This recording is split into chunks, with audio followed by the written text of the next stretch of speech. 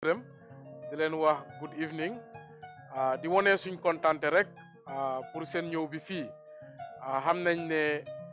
ñu nga xam ne ñoo nekk si métier nekk si marché yi ñoo responsible tey pour ñun taxi ak naamu yu ñoo am pour mun a liggéey askan bi kon kontaan nañ tey pour ñu ñëw am des waxtaan njëlbeen bi waxtaan nañoo students yi ak xale yi ndaw yu nekk si jànga kon tey this is the second edition ñi ngay waxtaan ñu nekk si métier yi ak different unions yi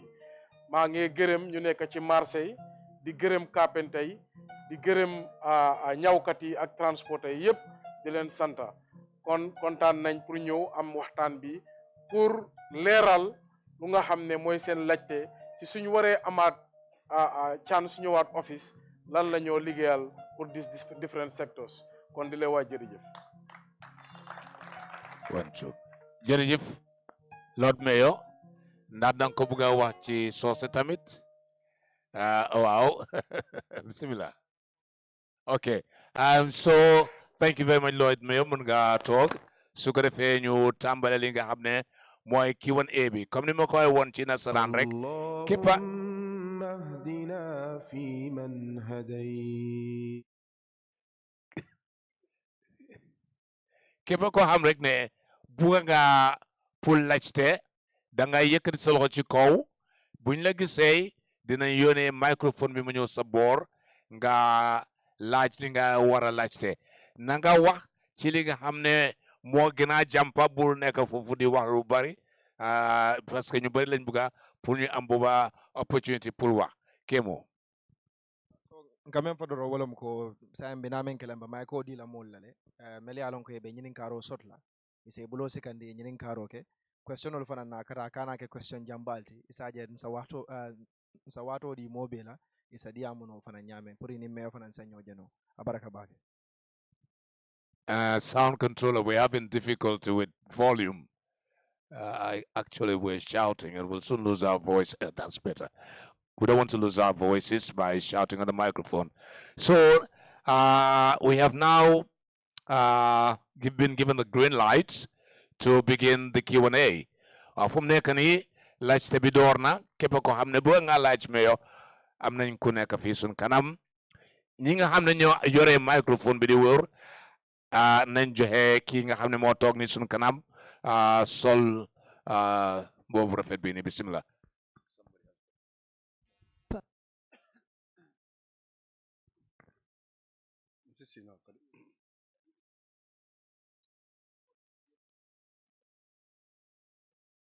Assalamu alaikum wa rahmatullah. Ndelemu Pajabi Gasamati. Ndelemu Serekunda Marsola Committee Chairman. Nyinen kari follow mbente lefta kela, nyinen lefta nyinen kari sabale kela. Follow mbemben kela, ka mbemben nyinen kala. Wala mu julolu membe marso kono. Mbe alon ko julolu membe marso kono. Julaya ka statu wala to. Foyeta yeke company bari wo julol men be marché kono e man assess soto financial fo me wala council ay preparation o ke ban pour ko julandingol franke makoy ila julandi yabe doyare nyama ka upgrade no foy ke no jula bate isi assess soto no financial to nyame ka lonta ke la business o wulindala dan e ka amurundi back na nyinen kare fulanjao wale mu KMC safety tank cleaner soto fo mewe preparation of fananke ba o safety tank cleaner wale ka KMC be round from the council kata marsolu kata hospitalolu kata polisolu schoololu fo ay preparation ke kote ke banning amutana ab safety dank do samalana me alon ko abel ale nyin do kan load membe laari nyin ko kol si sone ambulu nyame pour kan na kamulu sabano marsawul to bayri safety tank clean beje na question sabanyaw wala mo nyinti ko mbe alon ko funding ko be sularing julaya kola bari place kolu nata ke marsol kono problem mot nga dula kilin soto na Serekunda marché to ka me mbari pa dembo akatanye don ku bati hani sayenten be anyinin kala kotake fo ala preparation be bambandi banko kenyon no eta soti bang ning atra ale amurun nang kake mewoti kotake KMC ina munen nyinin kar saban nyawti lafta mewo nyinin kala men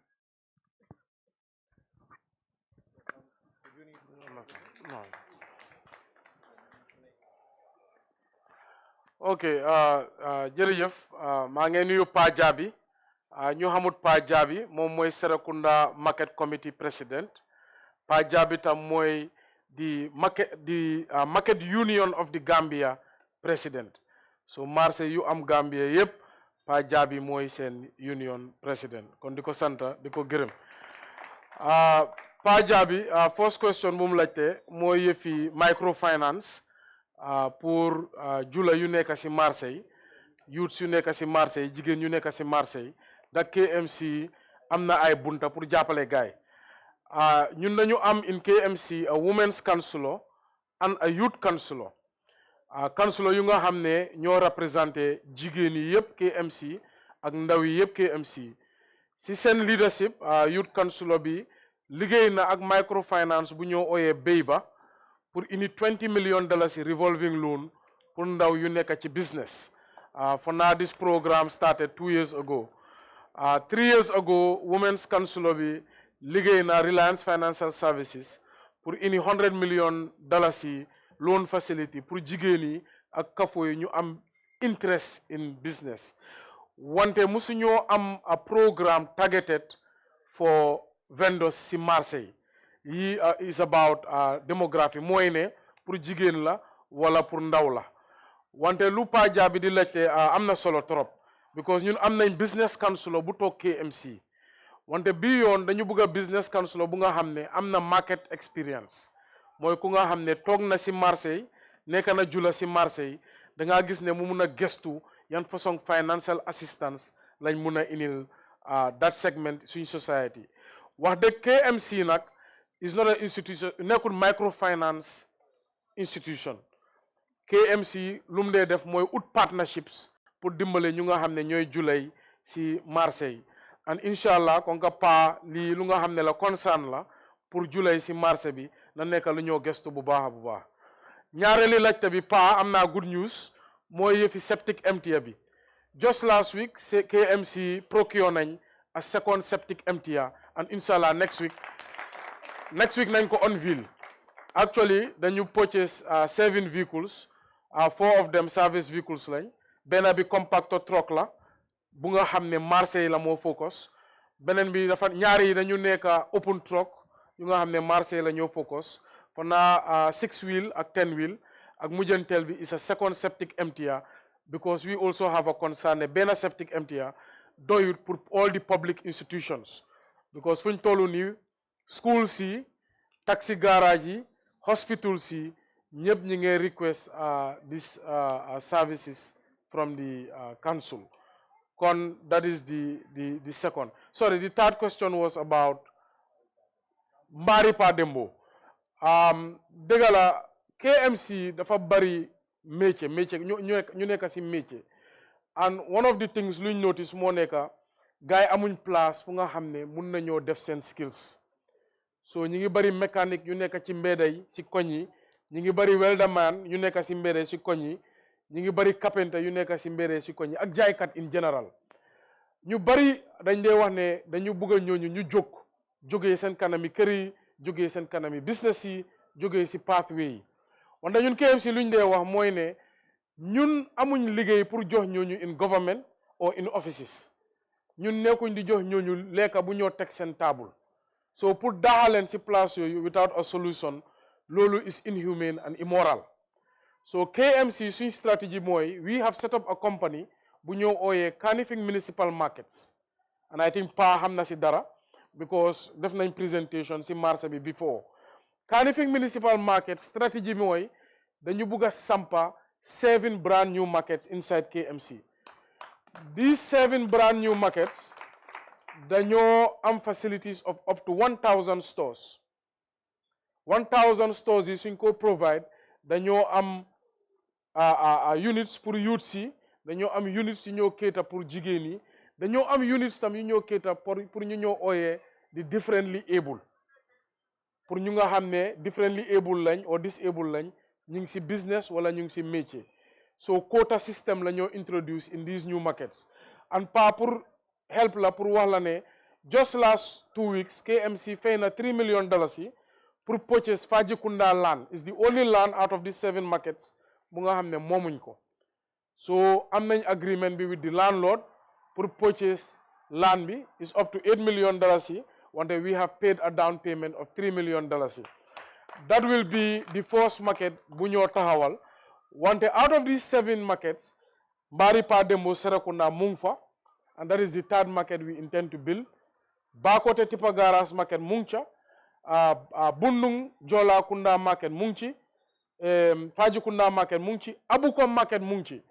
Abukom market nak, because Abuko border town la, transit town la, is the first town I enter from West Coast region coming from Lamen into KMC. Dañu buga sampa marché bu nga xamné dafa am syndicat. Da nga gis ne syndicat bi ñu mun ko transfer from the heart of Serekunda pour yóbbu ko foofu, because bugatuñ moto yu mag yi ak camion yi di create transport problem or congestion biir Serekunda.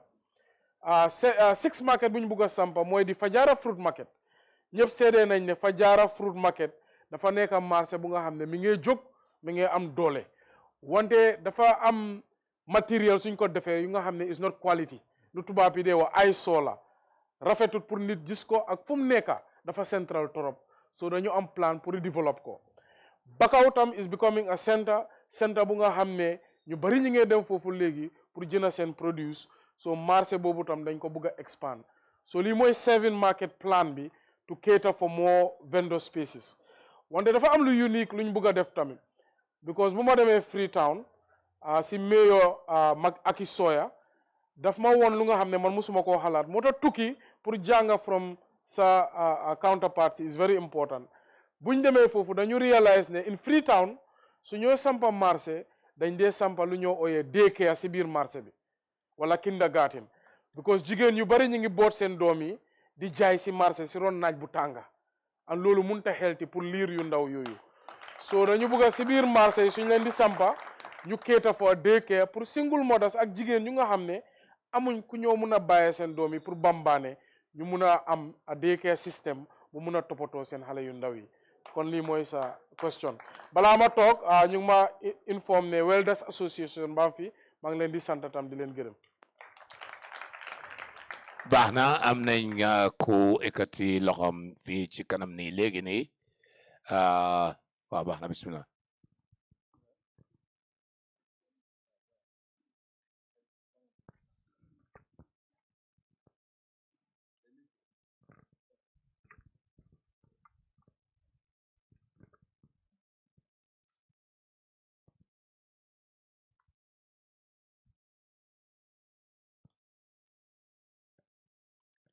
Thank you very much. Greetings to you all. Then I have to stand there.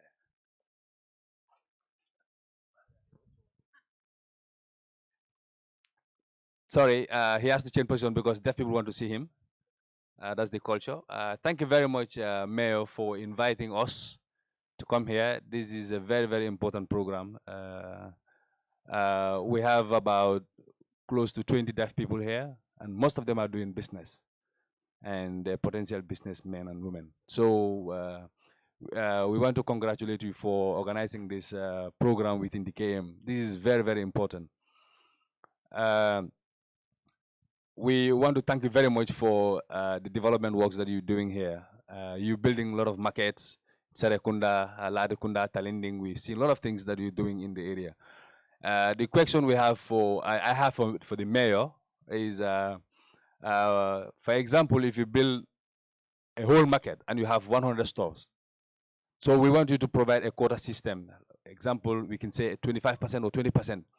shops that will be specifically for persons with disabilities. The reason why I say this thing because is when people go in for stalls, most of the time people with disabilities, before they get access to these things, able normal bodied people will grab those shops before people with disabilities come, or deaf people. So this is something that has been our worry. We want to start business, but we cannot have access to shops. My second question is, we want you to provide loans for persons with disabilities. Yes, most of us learn business management and we want to do business. We want to establish our own businesses, but we don't have a starting capital. We want you to be providing special loans for persons with disabilities, including deaf people. Where is a person with disability, it includes deaf, visual impaired, and other categories of persons with disabilities. So this is something that we want to ask if this is possible. If you are elected again to continue your mandate in KMC. We're very much interested in this area, in the business area. I'm sorry for not introducing myself. I'm Lamin MCC. I'm the development officer of the Deaf Association and also the first vice president of the Gambia Federation of the Disabled. So I have about close to 20 deaf people here. So I think I was expecting more because most of them told me that they're very much interested in this very program. But thank you very much for making this thing possible through sign language interpreters, because without interpreters we cannot do this thing. But please, I want Mayor to answer these two questions. And providing special percentage of subs for persons with disabilities. Thank you very much. All right. Thank you, Mr. Lamin. That's a very good question. Like I said before, we want to create a quota system or affirmative action when we are allocating these new stores, and we want to cater for persons of disability. But if I may also remind you, remember 4 years ago when I was coming into office, one of my key campaign promises was I would bring a person of disability to be a councillor representing that segment of society and their constituents. And I did that.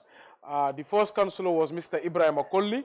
who was also a business person and actually owned a stationery shop right outside this venue. And when he left to the United States, we replaced Mr. Ibrahim Akolli with Mr. Momodu Bahum, who still serves today as the councillor representing the people who are differently able. Being in the council alone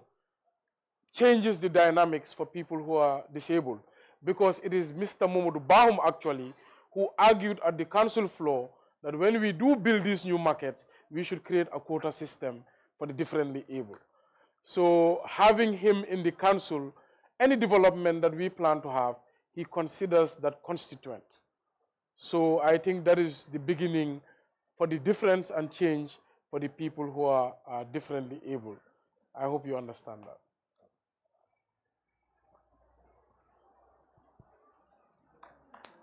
We have a lady over there with the pink and white checkered dress.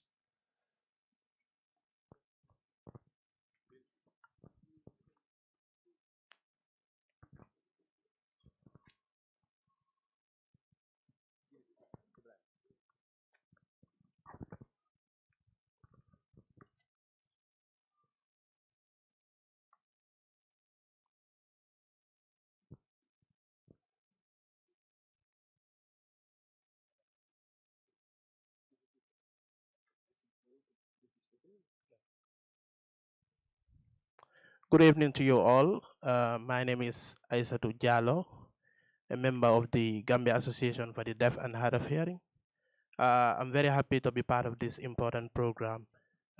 which is meant for the entrepreneurs in the Gambia. Yeah. So the question I want to ask the mayor, normally there are a lot of markets in the Gambia, and there are deaf people, deaf and hard of hearing, who are also doing business. For example, myself, I have a shop at Abuko, where I'm doing a business, a tailoring business, and the business is doing well. The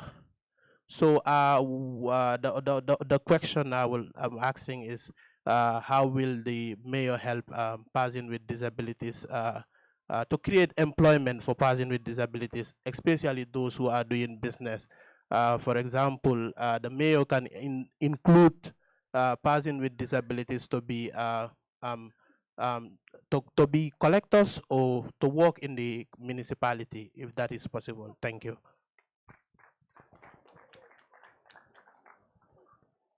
Thank you for that question. Ma tontu si wolof rek mooy ne KMC as we speak am nañ about 5 to 6 people ñu nga xam ne they are persons with disability ñuy liggéey KMC right now, although amuñ benn specific programme pour create some sort of quota system because when it comes to employment we don't discriminate. ñun lu ñoo xool rek mooy sa skill set ak lu liggéey bi laajte. But we will not discriminate you because da nga am disability.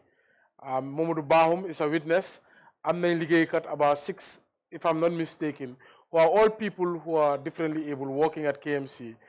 As far as they have the skill set, lu nga xam ne mun nañ liggéey bi, because end of the mun loo jox nit ki liggéey bu nga xam ne munu koo def. And su ma wax munu koo def waxuma in the sense ne dafa am disability, wante maa ngi wax in terms of xam-xam. Because administration la, what we need is luñ soxla mooy nit ñu nga xam ne am nañ xam-xam bi. And right now our best accountant or our best person in our account system, Mr. Malang, last name Amiril Nama, is a person of disability. Our outgoing cashier, Mr. Sabali, is a person of disability. We have other field workers who are persons of disability, but these are the people directly in my office working with me. So lu ma leen di wax moo nekk ne time bi su ñëwee su ñoo ut liggéeykat duñ seet ne da nga am accident o mun loo dox o yaa nga use wheelchair, non lu ñoo seet mooy da am nga xam-xam bi da am nga background bi pour mun a def liggéey boobu noonu. Wante I think Mr. Mamadou Bahum ku nga xam ne mu ngi fi moom moo gën a nekk expert in that area because moom mooy represent council in that area, so dañoo depend on moom pour mu create policies ak programmes yu nga xam ne mun na koo inil council yi on the floor ñu mun koo pass pour mun a gën a cater for these persons of disability. Comme suma munee delloo suma wax bi from the very start, just across from this facility mooy Serekunda West, foofu laa amoon meeting in 2017 or 18 with the federation or persons of disability, and buñ ma waxee seen multiple problems yi ñu dee jonguwanteel si biir community bi si laa noonu wax ne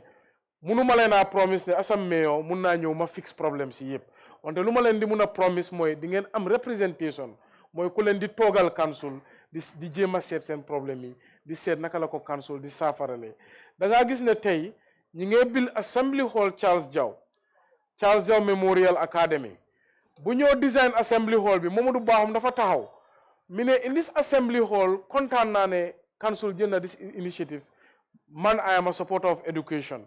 Wante lu ma gisut foofu mooy ne you don't have a toilet bu nga xam ne dafa cater for persons of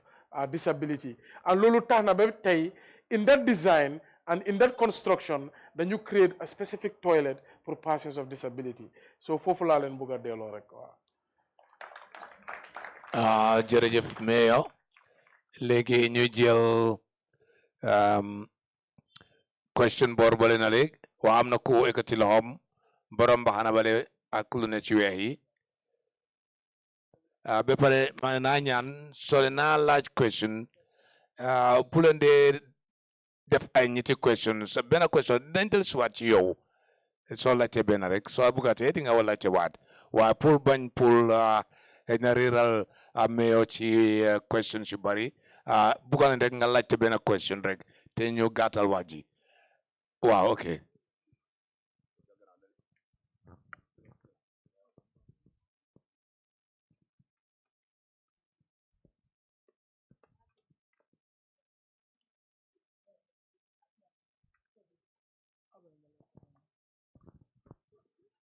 Assalamu alaikum wa rahmatullahi wa barakatuh. Nuyu naa yéen ñëpp kontaan nañ si teew fii. So man question bu ma am premier yo ñun tam association bi benn leen am bu mu tuddee voluntary return as migrants to the Gambia. So man tam si groupe boobu maa nekk organizer. So bu ma fi ñëwoon gars yi ma yónni pour man tam su ma fi ñëwee ma laajee yeneen correction because am na ñun suñ biir ñoo xam ne gars ñëw neen waa gars amuñ métier am na ñu itam ñu fa gars am neen métier waa amul liggéey si ñeneen itam ñu fa gars am neen métier bi tam waa amul certificat so naka nga ñuy dimbale ñun tam ñu nekk si biir yoo xam ne ñoo xam ne amul métier pour gars am métier ñoo xam ne tam am neen business waa seen business bi mun koo yóbbu naka ngeen di dimbale gaay pour ñoom tam ñu yóbbu gaay seen business bi si kanam so am na ñun tam suñ biir tam ñoo xam ne am na yeneen problème si biir business bi gaay start nañ seen business waa business bi mulut di dox so last time dugal leen benn reconstruction pour laaje gaay xanaa gaay de ñu mun a dimbale ñun tam ñu bokka soo xam ne gaay de ndee jàngal gaay business soo bugga leen tam xam lool soo boobu la am pour laaj le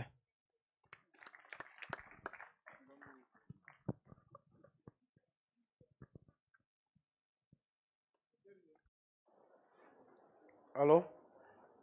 maa ngi also recognize suñu yaay madame Ñoomi Kanté ku nga xam ne mooy yaayi ñawkat yi yëpp Gambia di ko recognize fii di ko sant di ko gërëm si taxawaayam si réew mi waaw laajte boobu am na solo trop keroog rek maa ngi si radio bi di waxtaan yi fii returnees returnees ñu jar a bàyyi xel lañ si dëkk bi because ndaw yu nga xam ne la gars yi dañu dem ba lose hope si Gambia ñu génn réew mi risk seen life pour dem Europe léegi ñu delloo si leen gars yi amuñ fuñ jàppa ñeneen ñaa ngi frustrate ñeneen ñaa ngi am expérience yu nga xam ne wax dëgg daw na yaram ba ñeneen yi sax dañ dee dugg si yëfi drogue ak yëfi crime so ñu nga xam ne la council bi bugga na leen a bàyyi xel trop so comme noo ko waxee am nañ ay programme youth council mu ngi fi Kémo Bojang di fi mu jël place bi si council bi fu moo xalaatee rek mooy naka la ñoo mun a écarter youth centre yi ak skill centre yi pour ñu nga xam ne ñooy youth yu nga xam ne amuñ métier tey ni ñoo waxee Bakoteh ñu ngi fa am benn community center bu nga xam ne ñu ngi fa invest $9 million yi ak project bu ñoo ooyee youth empowerment project soo demee foofu tey di nga gis equipment ñu nga xam ne amul fenn si Gambia bi façon sewing equipment bu nekk mu ngi fa centre boobu pour ndaw yi la ndaw yu am interest si fashion and design ndaw yu am interest pour jànga métier ñaw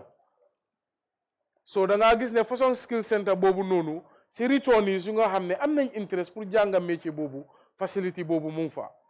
tey KMC tamit si suñ EU funded KTEP project ñu ngi sampal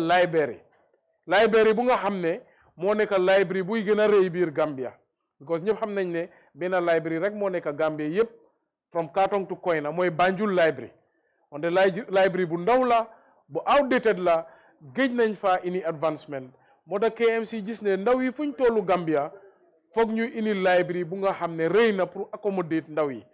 wante library bi tam nekkul ne ay books rek moo fa nekka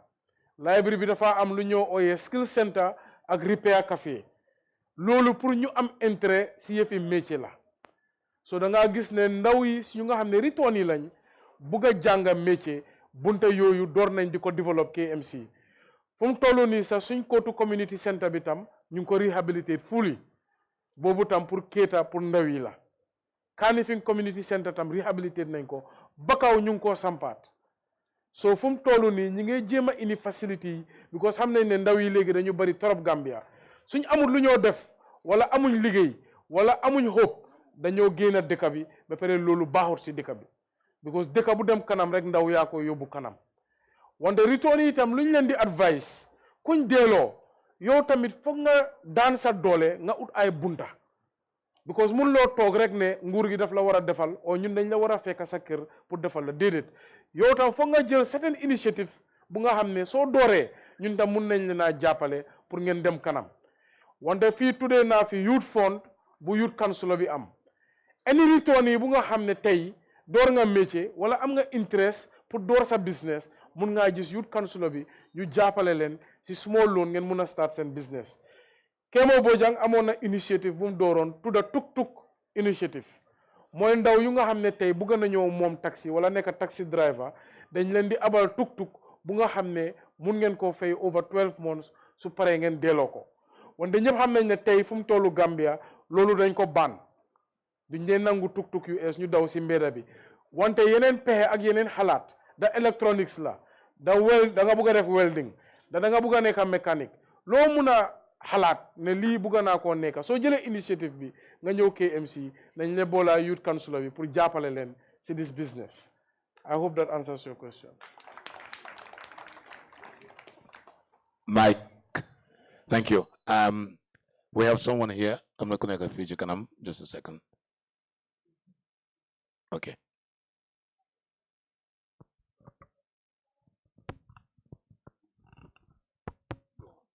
Assalamu alaikum. Mbokk yi maa ngi leen a nuyu kii seen mbokk la Seydina Kebe nekk the Secretary General of Serekunda Market Committee and equally the Organizing Secretary General of Gambia Market Union. First of all, Mayor Talib Ahmed Bensouda ñu ngi la jërëjëfal si sa taxawaay démba ak tey bi nga ñëwee Kanifing Municipal Council ci lañ weakness bokk na ci ne gis nañ ne jël nga taxpayers money to build a market at Talinding Jibiliti Kunda in KMC.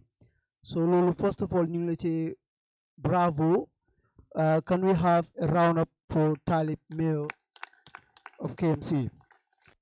So we say more Lulu, weakness nañ ne mom wax dëgg yàlla for the first time in history mu jël taxpayers money tabax ci marché Jibiliti Kunda. su loolu passé question bi ma bëgg a laajte mooy ñaar la woon waaye suma président laajte na ko beneen bi mooy Mayor ñun ñi nga xam ne ñoo nekk si biir marché bi léegi-léeg dañ dee gis ne safara daf daan am si marché yi nga nekk a businessman established li nga yaakaar yëpp nga def ko si bagage place bi lakka wala sàcca dugga fa sàcca at the end of the day borom daf dee mujjee delluwaat zéro du am dara te xëj na borom mu ngi doon fay tax di fay duty di fay lensin so lan mooy the position of Mayor and it council su fekkee ne loolu xew na this time around.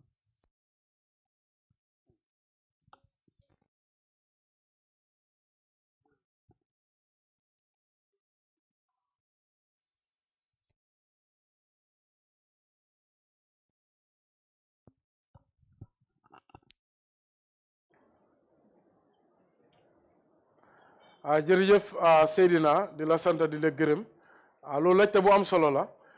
naa delloo sa xel tuuti 2018 bu ñëw office daaji yu am Serekunda ak sàcca yu am Serekunda bari woon na trop amoon na jamono yaakaar naa ne youth si black market bi sax ñoom ñu bari ñoo ñëw suma office over 100 youths ne dañoo protest parce que sàcca yi dañu bari woon marché shops yu bari lañ nekkoon di daaji léegi-léegi 4 at a time léegi-léegi 5 at a time mu nekkoon time bu jafe parce que ñun bu ñoo jël over KMC former régime bi dañu disbandoon municipal police moo nekk KMC yu amul woon police ñun buñ ñëwee si la nguur gu ees bi wax ne police mun naa amaat KMC si lañ dooraat di develop police force bi wante yàlla def na ne tey from about 30 police officers bu ñoo ñëw KMC ñi nga am over 200 police officers buy jàppale si sécurité bi ñaareel bi marché yi dañ leen yaagoon a bàyyi ñu dilapidate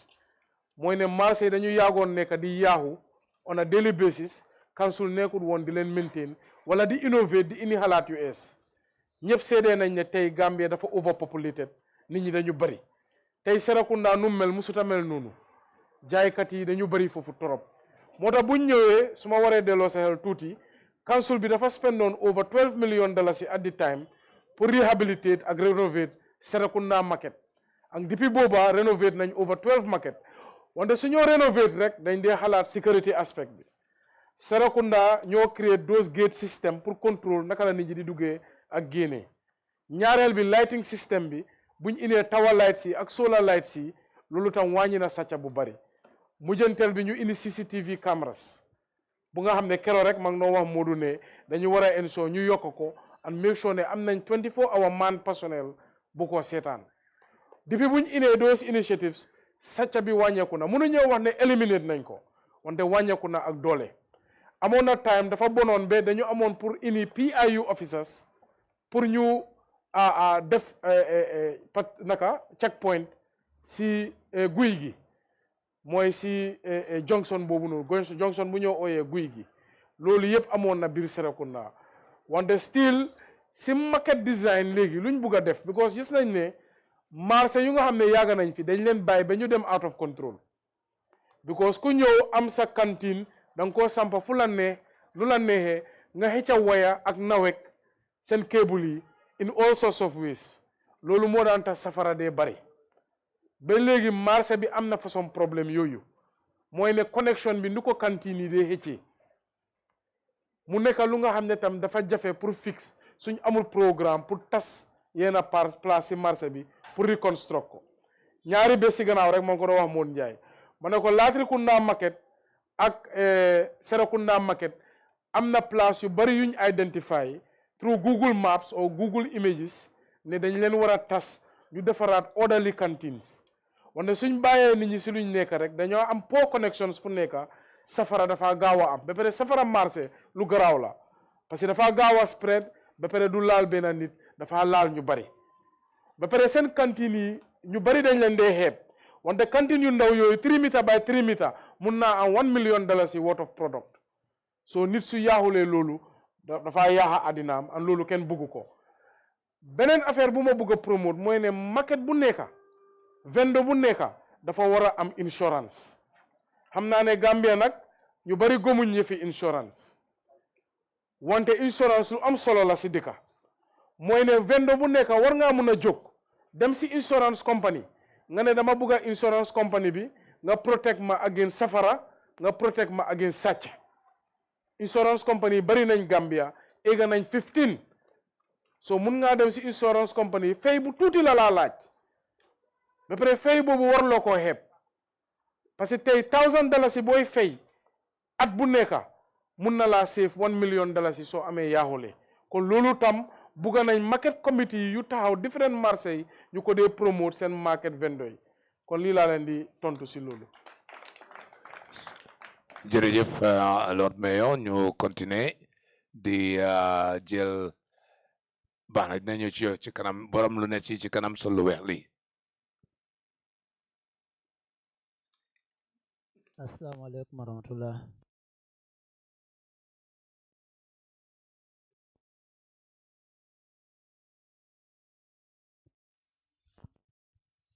Assalamualaikum warahmatullah. Nte to mu jere dramati tali nem faro kono.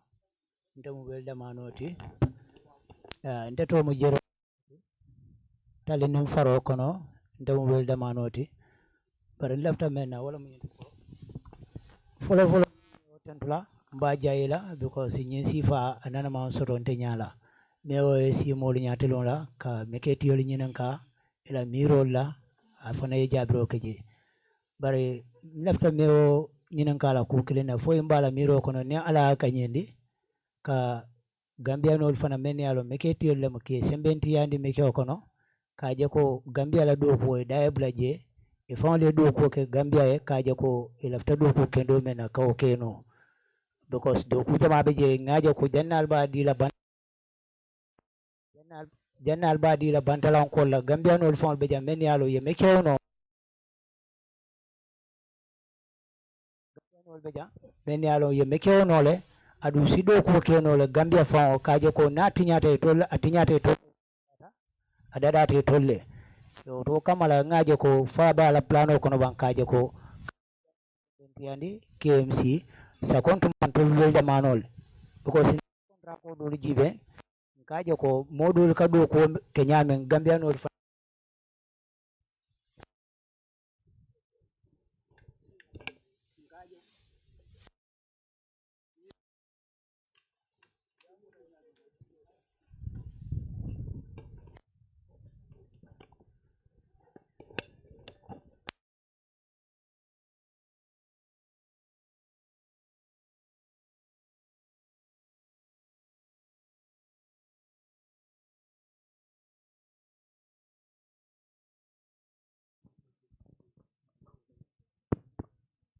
okay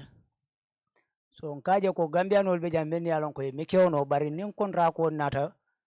nkaje gambianol ka trasire mo ko ten dol kake fa bala plano kono ban kaje ko ka gambianol sembentiyandi o do ko sifalla jërëjëf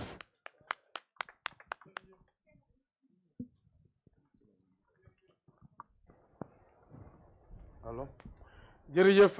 Alaaji Jeere loolu laajte bu am solo la mooy ne KMC su ma joxee contract ndax dañ dee sóoraale pour prioritize Gambian da dañ dee bàyyi affaire bi rek mooy ku bugg a apply nga apply dëgg la KMC bugg nañ Gambien yi ñu am jàppale Gambien yi am priority parce que fii Gambia la wante tamit dëkka gan ak ku nekk ci dëkk bi ñun ñëpp war nañoo try ñu xëjalante parce que Gambien yi nekk nañ gan yeneen dëkka lu gën a am solo mooy ne nga nekk gan bu nga xam ne yaa ngi fi legally mooy ne yaa ngi fi nga am kayit bu nga xam ne nangu na pour nga liggéey biir Gambia mooy ne tamit nga nekk am business bu nga xam ne registré na biir Gambia léegi luwaa yu nga xam ne moo war a priorité ñuy Gambien yi loolu yaakaar naa ne parlement loolu seen liggéey la su fekkee ne parlement amuñ benn façon luwaa bu wax ne tey KMC soo leen di joxee contract da ngeen war a prioritize Gambian den loolu ñun teguma ne am nañ doole pour def façon loolu wante lu ñoo wax ñun KMC dañu nekk fii pour saaf ñu ñoo ooyee suñu residence mooy ndax Gambian nga ndax doo Gambian as far as yaa ngi fi dëkka ba pare yaa ngi am kayit yu la jox right pour nga dëkka fi den am nga right pour am business biir KMC wante luñ bugg a promote gannaaw di jéem a ràññee nit ñi ne kii gan la wala kii Gambian la mooy ne dañu bugg a promote business yu nga xam ne ñu ngi si biir dëkk bi di defar si biir dëkk bi kon naa loolu moo gën a am solo mooy business bu nga xam ne tey su moo def production ndaw yi si biir dëkk bi ñoo ko def ñooy def liggéey bi nekkul business bu nga xam ne dangaa import rek jaay parce que loolu dafa mel ni ñi ngay jox liggéey ñu nga xam ne duñu waa dëkk bi ñu nga xam ne bitim réew lañ nekk so lu gën a am solo mooy ne business yu ñoo joxee mu nekk factory yu nga xam ne Gambia lañ nekk tailoring shop yu nga xam ne Gambia lañ nekk carpenter yu nga xam ne Gambia lañ nekk foog naa dañu war a promote made in the Gambia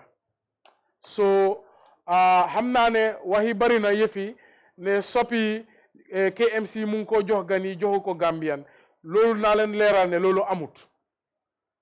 soo gisee shop si KMC tey lu bari si shop si nekk si loxo immigrant wala foreigner dafa fekk Gambian yu amoon allocation yooyu ñoo demoo sublet shop yooyu noonu to foreigners so KMC bu ñoo allocate shop si originally shop si yëpp Gambians nañ ko allocate wante lu dee xew Gambian bu nga xam ne parewut a def business parewut a liggéey dafa jël shop bi si loxo KMC pour $500 si amount mu dem ut foreigner mi ne ko ne ma ne shop baa ngi nii kaay nga fay ma $5,000 si amount so yaa ngi jël alali askan bi alal bu nga xam ne dafa waroon a inil yokkute si ndaw yi si jigéen yi jox leen dimbal with cheap rent yow nga ko businessé comme sa bos la so council bi buñ defee sauvé ñu réalise ne shop si yëpp yu si ëppa Gambian si yaa ko jël ñu dem ñu sublet ko di make money on top of council ñun ñu ne déedéet léegi ñun dañoo def exercise kuñ fekka si shop bi di fa jaay dañoo change shop bi turam ñu def ko ci turi kooku parce que loolu moo war so exercise boobu buñ ko defee wax dëgg coow bi bari na Gambia dafa tuuti man ñu bari ñu ma xam sax ñu nga xam ne affect nañ call nañ ma direct ma ne leen ne lii du nekku ne mayor moo ko decide moom kenn council bi body la council bi dafa am councilors ñoo toog market committee bi advice leen gars yi ñu defee ko noonu so lu ñoo advice Gambien yi mooy ne su fekkee ne parewuloo def business bul ñëw KMC pour jël shop xañ ko ku nga xam ne ndaw la wala return yi la ku paree def business yow nga xañ ko dem jox ko keneen then at the same time yaa ngi blame KMC ne ñi ngay joxe shop si to foreigners wante tam lu ma bugg a leeral Gambien yu bari ñi ngi dëkk bitim réew di faraatu foofu di liggéey foofu di am foofu noonu so ñun waruñoo xalaat concept ndax kii foreigner da du Gambie lu ñu war a promote mooy ne sooy nekk si dëkk bi di fi liggéey na nga am work permit wala aliens card lu la waral nga mun a toog si dëkk bi nga liggéey foog naa legality moo gën a important liggéey luwaa nag affaire bi naka la war a demee loolu bunti parlement la nekka so I hope Alaaji Jeere loolu leeral na sa question bi. jërëjëf ñu joxaat beneen jigéen ci sunu kanam fii nii mu wax ngeen mais ñu tuuti rek ñëpp dinañ wax li ma bëggoon a laajte rek mooy xam naa ne du ñàkk dinañ am benn break bu gaata ci kanam tuuti waaye nañ jox maire bii ni ci kanam su ko defee mu laaj Mayor jërëjëf. hello asalaamaaleykum maa ngi nuyu mbooloo mi di nuyu Lord Mayor di la wax ne la jërëjëf sa taxawaay di la ñaanal yàlla yan na nga delluwaat ci office bi yàlla mun na loolu yan na ko yàlla def ci barke alquran al karim barke salatul fatiha kontaan naa trop pour nekk fi si onda Gambia Tailors Union comme ni nga ko waxee noonu sumay doom lañ te wax dëgg neex yàlla ñu neex a liggéeyal lañ ba pare man suma question bi ma laajte mooy lii si affaire ñëw laay laajte laay laaj ndax man dama nekk ñëwkat ñeneen fukki at ci gannaaw yàgg naa si ñëw alors waaw yàgg naa si ñëw almost léegi ay 40 or 45 years am naa ko si ñëw te Gambian la ma waliyan dem ba Sénégal taranga gi ma am gannaaw yàlla yëpp Sénégal laa ko amee te si wàllu ñëw laa ko am bokk fa si ay association yoo xam ne Sénégal laa bokk si association du Sénégal yi laa bokk waaw comme li ma jéem a déggal mooy lii du affaire gan nit ki mën ngaa jógee ko fii dem ci beneen réew am fa taranga so affaire skill center yi la moo fa laa gën a bugg a waxee ndax ñun suñ fi mu nekk ni suñ ñëw bi presque dafa yaaxu lim yaaxu mooy lii nit ñi jàngatuñ métier te seen métier tamit mookut skill center yi nga wax comme suma maas yi nga xam ne dañ pension si ñëw comme léegi ñun la right now fi mu nekk ni si pension lañ toolu am na ñëwkatu góor yu fi nekk ñoo xam ne ay mag lañ toogatuñ si machine ñëwatuñ skill center ngeen xam ne da ngeen leen ubbi ñu nekk si biir dëkk bi liñ bugga mooy lii pour ñëwkat yi nga xam ne dañ bàyyi ñëw ñuy mun a dem foofu noonu di jàngal xale yi ñëw di leen di tegaat ñëw ci yoon because man ñëwkat la waaye designer la man métier bi man design bi may def nii munuma ko def Gambia to be frank Sénégal laa waliyan fa laa ko dee defee suma design yi Sénégal laa ko dee yóbbu di ko jaay si association yi Sénégal yi laa nekk tukki yu ma tukki dem Afrique sénégalais ma fa yóbbu te duma sénégalais Gambian la waaw ma commencé ko Kaolack Serigne Boub xam naa di nga ko war a xam mooy meeyoo Kaolack bi ma bokk si association ni Muskoro Mbay bi ñu dem fa ñun gannaaw yàlla ñun bokk nañ si aw ma carte Sénégal de waaye dama fi dee jógee ko fa di dem foofu noonu si turu association yi bi xamante Serigne Boub gis taxawaay gim taxaw si métier ñaw taxaw si métier ñaw mooy skill center nga wax ni dañ dajale mag ñi nga xam ne dañ bàyyi ñaw ñu indiwaat leen si ñaw ñuy dimbale xale yi di taxaw xale yi pour xale yi mun a ñëw ñu mun a dog mun a design because right now Gambia fii design bi daf fi dee da nga gis ne loolu bokk na si li gën a yàq ñëw bi so skill center yi nga xam ne yooyu ngeen am man li ma laa ñaan mooy li ngeen taxaw ñëwkat yi nga xam ne mag lañ te am nañ expérience si ñëw ñu góor ñee jigéen ji ngeen fexe indi leen si skill center yi ñu dimbale xale yi ndax xale yi mun ñëw ñu mun a dog mun a design soo xoolee tamit Dakar Barthélémy Dias bi mu ñëwee léegi bariwul waaw moom tamit di same la def because du ñëpp a mun a afford lii ne di nga mun a comme ñi nga xam ne am na suma nawlee fi nekk ñoo xam ne dañ ubbi school waaye school yi def dee seer soo da nga gis ne du ku nekk moo mun a afford lii pour dem si school si di fa jàng métier bi waaye su nga xam ne KMC under KMC am na skill center yi ñoom dinañ mën a provide xale yi loo xam ne dinañ mën a delluwaat school nga xam ne dañoo buddi fay because ñun apprenti yi ñu dee am suñu atelier duñ dee fay duñ dee serious so da nga gis ku commencé di jànga métier bi tuuti rek dafa bàyyi métier bi dem du ko eggali so moo looloo gën a tasu ñëw bi dafa sink so ñun liñ la ñaan mooy li dañ bëgga skill center yi nga xam ne moom moo nekk ci dëkk bi nga dooleel leen nga xam ne xale dinañ mën a delluwaat si skill center yi di jànga ñëw yi comme niñ ko waree comme Sénégal ni ma gis Sénégal ñu ko def because Sénégal ñoo ma yóbbu Nigeria looloo fa am ñoo ma yóbbu Benin trou Sénégal laa fa te Gambian laa so ay affaire yi ne diw foreigner la ñoo jox li man bi ma demee Sénégal foreigner laa fa waaye li ma fa war a am yëpp li ma war a am si ñëw yëpp ci genn wàll gi Sénégal laa ko amee wasalaam.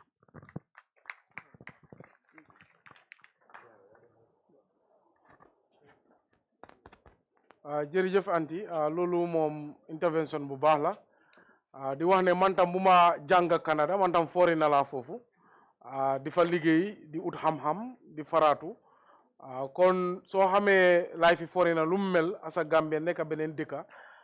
ñu nga xam ne war nañ leen a bàyyi xel waruñ leen a daaxa wala ñu discriminate leen lu ñoo wax rek mooy ne sooy nekk ci dëkka nga nekk fa nga toppa luwaa dëkka bi den nga am fa legality parce que man tam bu ma nekkee Canada du ma def lu nga xam ne waruma koo def dama toppa luwaa bi ma seet fan laa war a ma em foofu noonu wante loolu yokkute la si dëkk bi and dañ ko war a encourage in a legal way wante pour ñëw si sa laajte bi directly mooy di use ñu nga xam ne retiree lañ from façon industrie bi wax dëgg maa ngay doog a dégg façon xalaat boobu noonu xalaat bu rafet la and lii moo tax waxtaan dafa baax moo tax façon interface bi dafa baax parce que tey ñi ngi am 9 community center about 4 rek ñoo active because yeneen community center da nga koo defar ba mu baax nga teg ko nga gis ne kenn si community bi nekkul di ko use because community center pour community bi ñoo ko war a dundal parce que community bi foog ñu am intérêt pour toppatoo ko foog ñu am fa ay activité pour mu dox pour mu dunda kon tey xalaat boo indi nii xalaat bu rafet la yaakaar naa ne suñ munee engage union bi telos union bi pour mun a indi ñu nga xam ne retire nañ ñu test ñu seet community center yu nga xam ne active wuñ ñu oo ndaw yi meeting ñu ne leen ko am interest si façon am nañ léegi ay teacher yu nga xam ne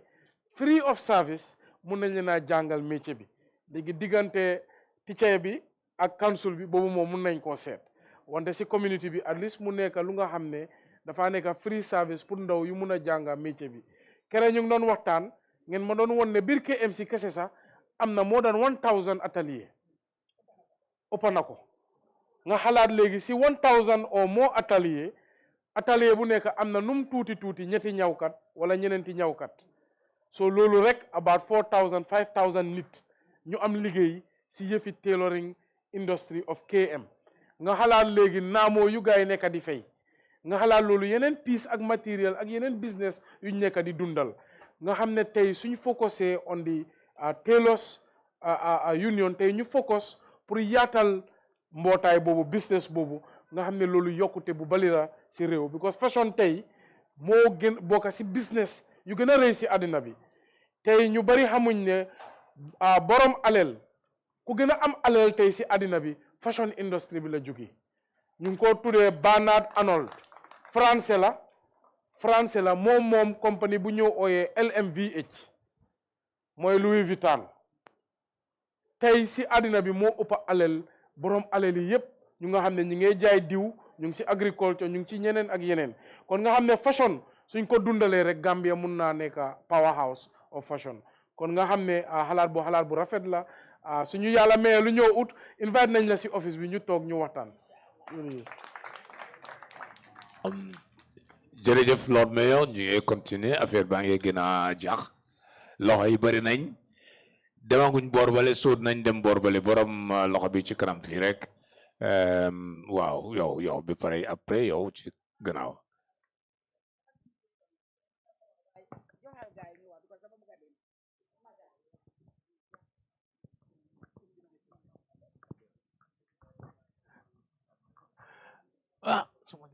Assalamualaikum warahmatullah. Ñu ngi nuyu ñu fi taw yëpp di la nuyu bi si Lord Mayor ñu ngi laa gërëm bu baax a baax maa ngi tudd Mohamed Jonga jógee si Gambia Tailors Union maa nekk second PRO bi suma boss mu ngi ne maa ngi ko nuyu bu baax président bi tamit mu ngi teew Lord Mayor ñun laajte yi ñoo am rek daanaka dafa mel ni anti ñëw mi tënk na ko waaye fu ñoo ñëwee rek si laajte yi mooy si wàllum taxe parce que gis nañ ne ñu ñawkat yi dañ dee jànkuwanteeg mbiri tax lu métti ñun ak ñi nga xam ne ñoo dañoo collecte si tax parce que sometimes da ngaa gis ñu ñëw laajteel charge la par boppi machine nga war koo fay daf dee xaw a métti si ñun trop te dañ dee bëgg a laajte dañ dee toog di laajte suñu bopp lan moo tax suñ demee si bitiki pôle bi wala suñ demee si bitiki jaaykat yi lekka duñ ko charge saako maalo duñ ko charge bidon ngi diwlin waaye dañ ko boole sob bi yëpp charge ko so lan moo tax kon ñu ne ñun ñawkat yi ñuy laajte suñu bopp lan moo war a tax ñu ñëw di ñu charge par boppi machine so ñu ngi laaj Mayor tamit ban xalaat nga am si loolu beneen laajte bi nag mooy naka nga bugg a def ak ñawkat yi nga xam ne ñoo nekk biir KMC ak schools yi nga xamante ne xëy na ñu ngi ron under Mayor nga xam ne ñoom ñoo ko contrôle weda seen uniforme si la wala ak li nga xam ne moo xeetoog ñaw ndax Lord Mayor mu ngi bàyyi xel loolu pour ñawkat yi nekk biir KMC pour mu jox leen contrat boobu ñu mun a liggéey ak moom su ko defee nga xam ne njëriñ bi dina des fii si biir réew bi beneen laajte wu ñoo laajte rek mooy naka la Mayor ban xalaat la am pour ñawkat yi nga xam ne ñu ngi jàng métier bi ba pare te amuñ certificate ñi nga xam ne ñu ngi am certificate te ñu ngi liggéey ban xalaat la am pour ñooñu tam ñi nga xam ne amuñ certificate ñu dimbale leen si certificate ñi nga xam ne tamit am nañ ñu utal leen place yi nga xam ne dinañ fa daan seen doole ba pare ñu respect leen tamit si ñi nga xam ne ñoo leen employ parce que gis nañ ne Gambie ñu bari dañ laa jël nga liggéey ba pare ñu bëgg laa téye slave te loolu nekkul li nga xamante ne right la su fekkee ne tamit loolu responsibility Mayor bi la ban xalaat la am si loolu yi ñoo nekkoon laajte yi nga xamante xëy na bëgg nañ ko laajte mais bi su floor bi ñëwaatee si ñun rek incha allah dinañ continuer laajte bi asalaamaaleykum wa rahmatullah laajte yi bari nañ so nga dimbale ma suma réeree tuuti wante fa naa bu njëkk bi mooy nu KMC de charge pour tailors license mooy license bu ñawkat yi dee fay at bu nekk loolu dafa nekk lu nga xam ne dañ ko doona ne KMC suñ license act bi buñ fa fekka business yi dañu am different category am na catégorie A am na catégorie B am na catégorie C soo ñëwee si teelo yi boobu dañu am tarif pour sa machine ak ban façon machine nga am loolu gis nañ ne teelo yi dañ ko dee complain lu bari dafa nekk liggéey bu nga xam ne war nañ koo seet wante suñ ko change tam du nekk si suñ level rek parce que license act bi ñun suñ ko change dafa war a egg tam si Ministry of Justice gars yi seet ko den dem si Ministry of Lands and Local Government balaa mu mujjee Parliament gars yi gazette ko because tarif yooyu yëpp si loi la nekk si license act so license bi nuñ ko dee chargé si loi lañ ko defar Parliament baa ko dee approve wante KMC am na doole wax dëgg pour initier naka lañ mun a changer charges yi waxuma ne nag charges bi dafa wàññeeku waxuma dafa yokku dafa nekk lu nga xam ne diggante union bi ak council bi war nañoo toog ñu weccoo xalaat weccoo pexe ne su fekkoon ne léegi dañ ko change from machine naka lañ ko mun a catégoriser by tailoring shop or by size of tailoring shop loolu waxtaan buñ mun a am la because nekkul ne bii mooy first time ñi ngi dégg complaint bi wax dëgg over the years dañ dee am waxtaan ak association bi ak union bi and conversation yi door nañ di am wante tamit suñ delloo suñ xel tuuti union bi ak association bi fa naa last year wala benn at wala ñaari at ci gannaaw lañ doog a xamante before benn tailoring shop mooy ñëw ñu waxtaan ak moom wa ñaari tailoring shop wante association of KM ak union of the Gambia foog naa bu yaagut about 1 or 2 years ago lañ doog a présenté seen boppa ne ñoom ñooy union bi kon waxtaan bi foog naa léegi la door and incha allah nañ mun a seet naka lañ mun a saafara loolu ñaareeli laajte bi boo am lan la waat sax mooy woon lu ma leen doon wax rek laajte leen benn wala laajte di nga amaat chance pour nga laajte bi leen laajte waaye ñu bàyyi la nga bantuwaat rek li nga laajte waatoon waaye lii maa ngi ko gaaral ci ñeneen ñi nga xam ne soo leen jotee microphone bi ngeen yemale ci benn jërëjëf. waaw Lord Mayor jërëjëf si tontu boobu noonu second laajte bi moo nekkoon naka nga ban plan nga am pour ñi nga xamante ne xëy na jàng nañ ñaw ba mun koo am certificate ñi nga xamante ne xëy na amaguñ certificate ban plan nga am pour def ak ñooñu pour ñi nga xam ne ñooy ndawi KMC. waaw KMC ñun dañ dee licence tailoring shop o ñawkat mooy dañ la dee jox licence pour nga operate wante foog naa union bi ñoo war a create standards parce que loolu bokk na si liggéey union nekkul ne ku téye machine rek war naa mun a ñaw parce que loolu mun naa yaaxa turi union bi tam ak turi tailoring Gambian tailors léegi-léegi nga dégg kaddu comme Gambian tailor munuñ xaaral ma dem uti Sénégal tailor lu waral loolu mooy ne nekku leen di contrôle ñan ñoo nekk di am membership wante tey su fekkoon ne am nañu waxtaan suñ diggante mooy ne balaa nit am licence war naa mun a bokk si union bi wala balaa nit am licence yéen war ngeen koo mun a approve ne war naa mun a def tailoring den façon standard boobu mun nañ koo create bokk na si lu tax ngeen di taxawal union wala association ne ku fa war a mun a bokka dafa war a mun a nekk professional tailor ku ngeen óolu ne xam-xamam si yëfi tailoring skill setam ak mun-munam mut na pour war a mun a am atelier wante tey soo leen bàyyee any Tom Dick and Harry ku am xalaat ne dama bëgg a nekk tailor rek toog si gannaaw machine loolu mun naa yaaxa turi façon industrie bi Gambia dangaa gis ne su ñawalee kenn dara rek kooku kontaanut kooku mun naa door di wax ne man xaaral ma dem ut suma bagage yi si biti soo foog naa loolu bokk na si liggéey union tey su fekkoon ne yéen am ngeen standards yooyu den ñun mun nañoo wax ne balaa ñu isu licence foog ñu make sure ne kooku bokk na si association bi mooy ne li egg na approve standards Gambia nag dafa am few industrie rek yu dee def loolu mooy docteur yi accountant yi auditor yi lawyer yi ñooñu ñëpp dañ dee contrôle ñan ñoo mun a bokk seen industrie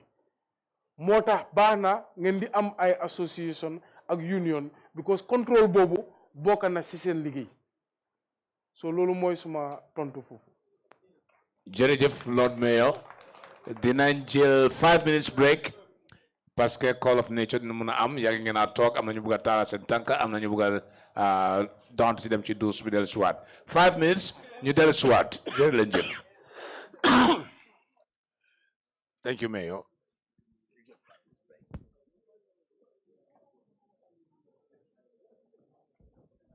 di leen ñaane bu leen sore de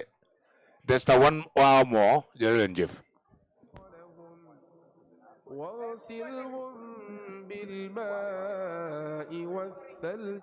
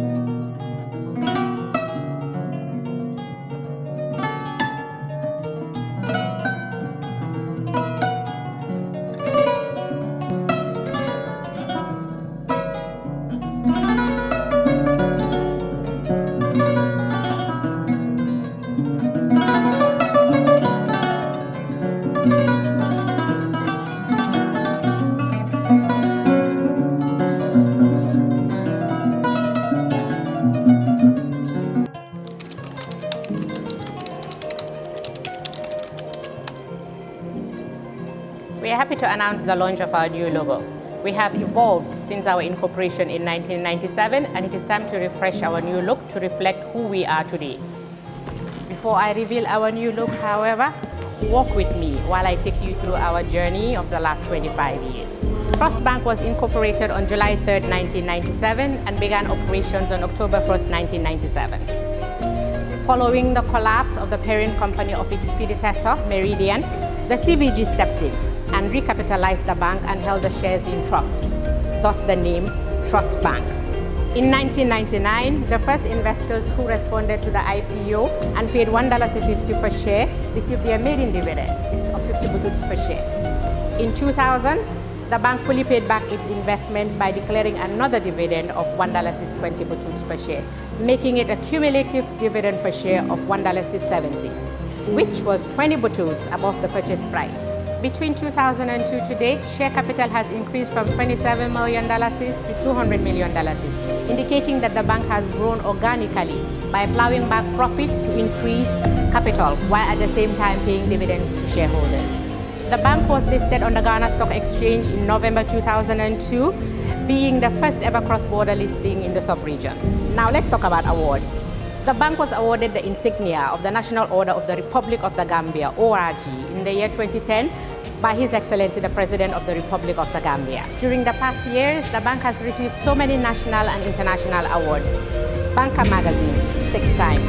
Global Finance, 6 times. Gambia Chamber of Commerce and Industry, 5 times. We began operations with 3 branches. Now, we have 18 branches and 20 ATMs and counting. On digital services,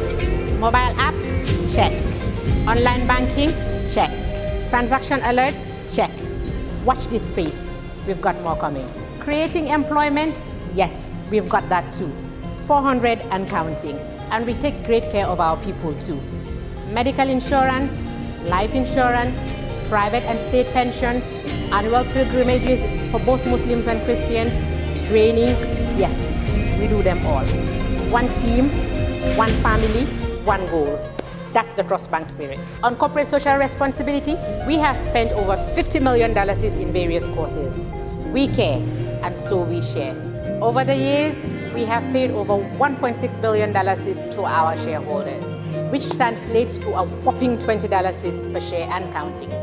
Phenomenal returns for our shareholders who purchased at $1.50. Corporate taxes, over $1 billion is paid. Our journey started with a vision to create the kind of company that delivers quality services and innovative products with an inspired team dedicated to serving our customers, our environment, and our communities at large in the most caring manner. We remain fully committed to delivering excellent services to each of our stakeholders, customers, employees, shareholders, and partners. So, we remain true to who we have always been. As we look forward to greater achievements, we are rebranding to reflect who we are today and the future that we inspire. Our new logo has been designed to visually demonstrate our Gambian heritage and the sophisticated nature of the bank. We are moving away from the navy and gold-colored parallelogram-shaped logo to our baobab tree with a rising sun in the background. The striking outline of a baobab tree at sunrise is a familiar sight to anyone who has spent time in the Gambia. Our new logo and visual identity are inspired by our core values and spirit of being a pioneer in providing a unique banking experience. It is a completely new look that better matches the transformation we have made as a company. But we remain your Trust Bank.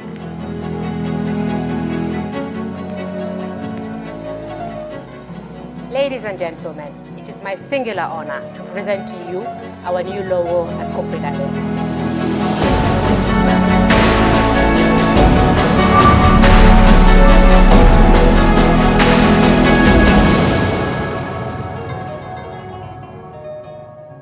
fay lempo warugal la si képp koo xam ne doomi réew mi nga ak ñu fi dëkk bu fekkee ne ci at mi sa koom-koom weesu na $2,400 dalasi mbete weer bu nekk di nga am lu tollu si $2,000 dalasi lempo si la nguur gi di sukkandiku ngir liggéey yokkute réew mi GRA mooy banxaas bu nguuri Gambia sas ngir mu fayeku lépp luy lempo ci biir réew mi ba tax na GRA di yëgal faykati lempo yi ne warugal la pour ñu fay lu ñu naan withholding tax on contract payment maanaam bépp contrat bu waay joxe te si biir réew mi lañu toog kon xaalis si contrat bi ngeen nangotoo war nga cee wàññi ci xayma téeméer bu nekk fukka bu fekkee ne contrat bi dëkkut ci biir réew mi bu boobaa di nga war a wàññi téeméer bu nekk fukka ak juróom lii mooy lempo bu ñu naan withholding tax on contract payment lii mooy lempo bi nga xam ne yow mi joxe contrat warugal nga wëlbatiku dem fay ko ci maakaan GRA tax office bu la gën a jege mbete ci banque yi GRA jagleel pour fay lempo lempo war ngaa jébal lempo bi ci biir fukki fan ak juróom gannaaw bi nga wàññee ci xaalis si contrat bi amul benn contracteur bu ñu teggil fayi lempo bi xanaa mu fekk ne nguuri Gambia ñoo ko jéegale boole si projet yi nga xam ne mbootaay ndimbali ñoo koy dépense GRA di fayeku lempo ngir yokk. For the first time in the history of the Gambia Printing Publishing Corporation proudly introduces the Biliomatic exercise for the printing machine. The machine has the capacity to print more than 20,000 books per hour. Yes, 20,000 books per hour. It also prints magazines, newspapers, calendars, flyers, normal books, and all kinds of printed documents, plus items at affordable prices. With the Biliomatic printing machine, GPPC can now render high-quality and non-size restricted printing service supply across the sub-region. Rush now and partner with GPPC for your public and private printing service needs. Su ko defee ñu ooyaat Mayor mu dellusiwaat jël li nga xam ne mooy parole bi. Once again, ladies and gentlemen, welcome to the Ask Your Mayor. As I said earlier on before, some of you have never had the occasion or the opportunity to meet your Lord Mayor, nor even have the chance to talk to him. But tonight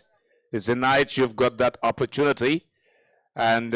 being the second edition of the Ask Your Mayor, we have representatives from the business community here, mostly within the KMC. I said that the first edition was mainly with students, but tonight we have a cross-section of people that are in the business community. In our first session tonight, the Lord Mayor has been able to answer to a lot of questions, pertinent questions, and the answers were satisfying. I also said that this should be an exercise emulated by all mayors and chairmen in the various administrative councils we have in this country. It is good to be accountable to the people you govern, and it's also important and incumbent on the people that are governed to have access to the people who govern them. Having said that, distinguished ladies and gentlemen, it's my honor and privilege once again to invite His Lordship, the Mayor of KMC.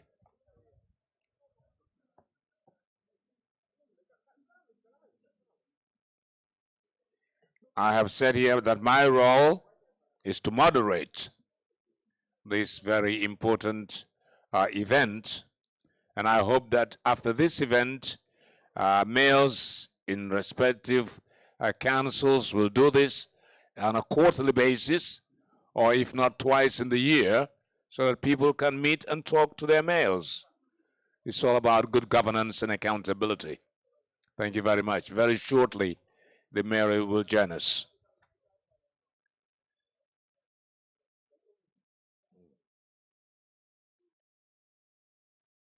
Ladies and gentlemen, please welcome the Mayor of KMC, Talib Ahmed Bensouda.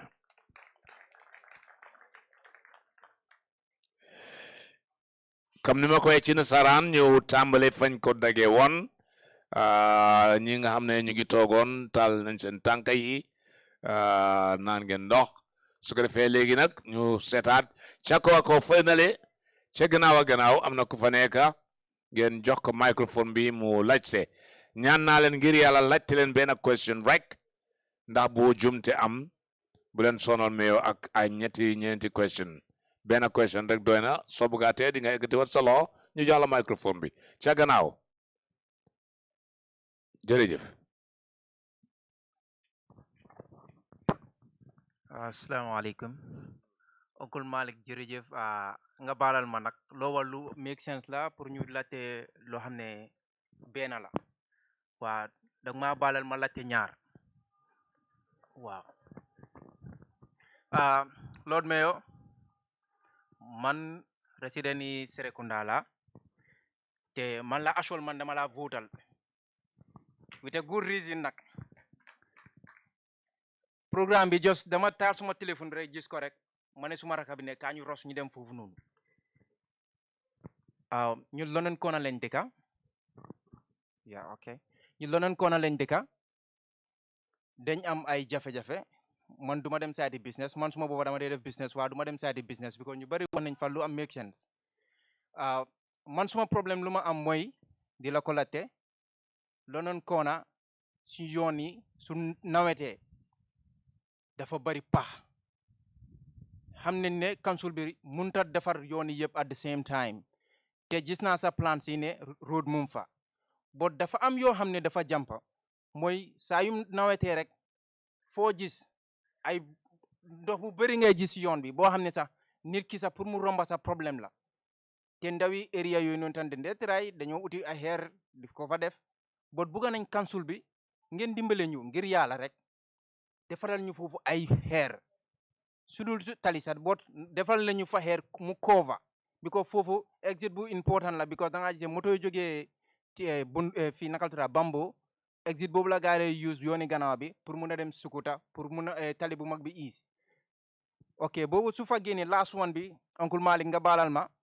mooy man dama seetlu leena ñun suñ society bi fii spécial Serekunda suñ dañ am schools yu bëri dëgga la KMC try nañ am nañ school buñ xam ne KM moo ko moom te ñu ngi gërëm KM seen management si loolu waaw man dama xalaat ne KMC war nañu am nursery school boo xam ne KMC moo ko moom spécial man suma gox laa gën a am ite nag mooy London Corner because suñ surrounding bi yëpp more than 10 school moo fa nekka but school su fa nekka yëpp school yi ay nit ñoo ko moom waa lu ñu charge dafa bëri te dañoo am ay njaboot te ñun ñëpp xam ne ne fii fayeku naka la mel day métti ak nit ñi te xale ndaw mun loo ko jël nga ne da ngaa deewa moom ñëw ba St. Teresa's o di cross tali di dem other schools fo naa council bi suñu dimbalee day bileel ñu nursery schools yoo xam ne council baa ko moom bi xam naa xale bi su demee ba di mag boobu yomba na dina mën a demal boppam foo xam ne xaw naa sori tuuti waaw man di gërëm seen déglu bu baax a baax Uncle Malik sorry for breaking the rules ok baax na man dama foog ne Maroc nga jógee sax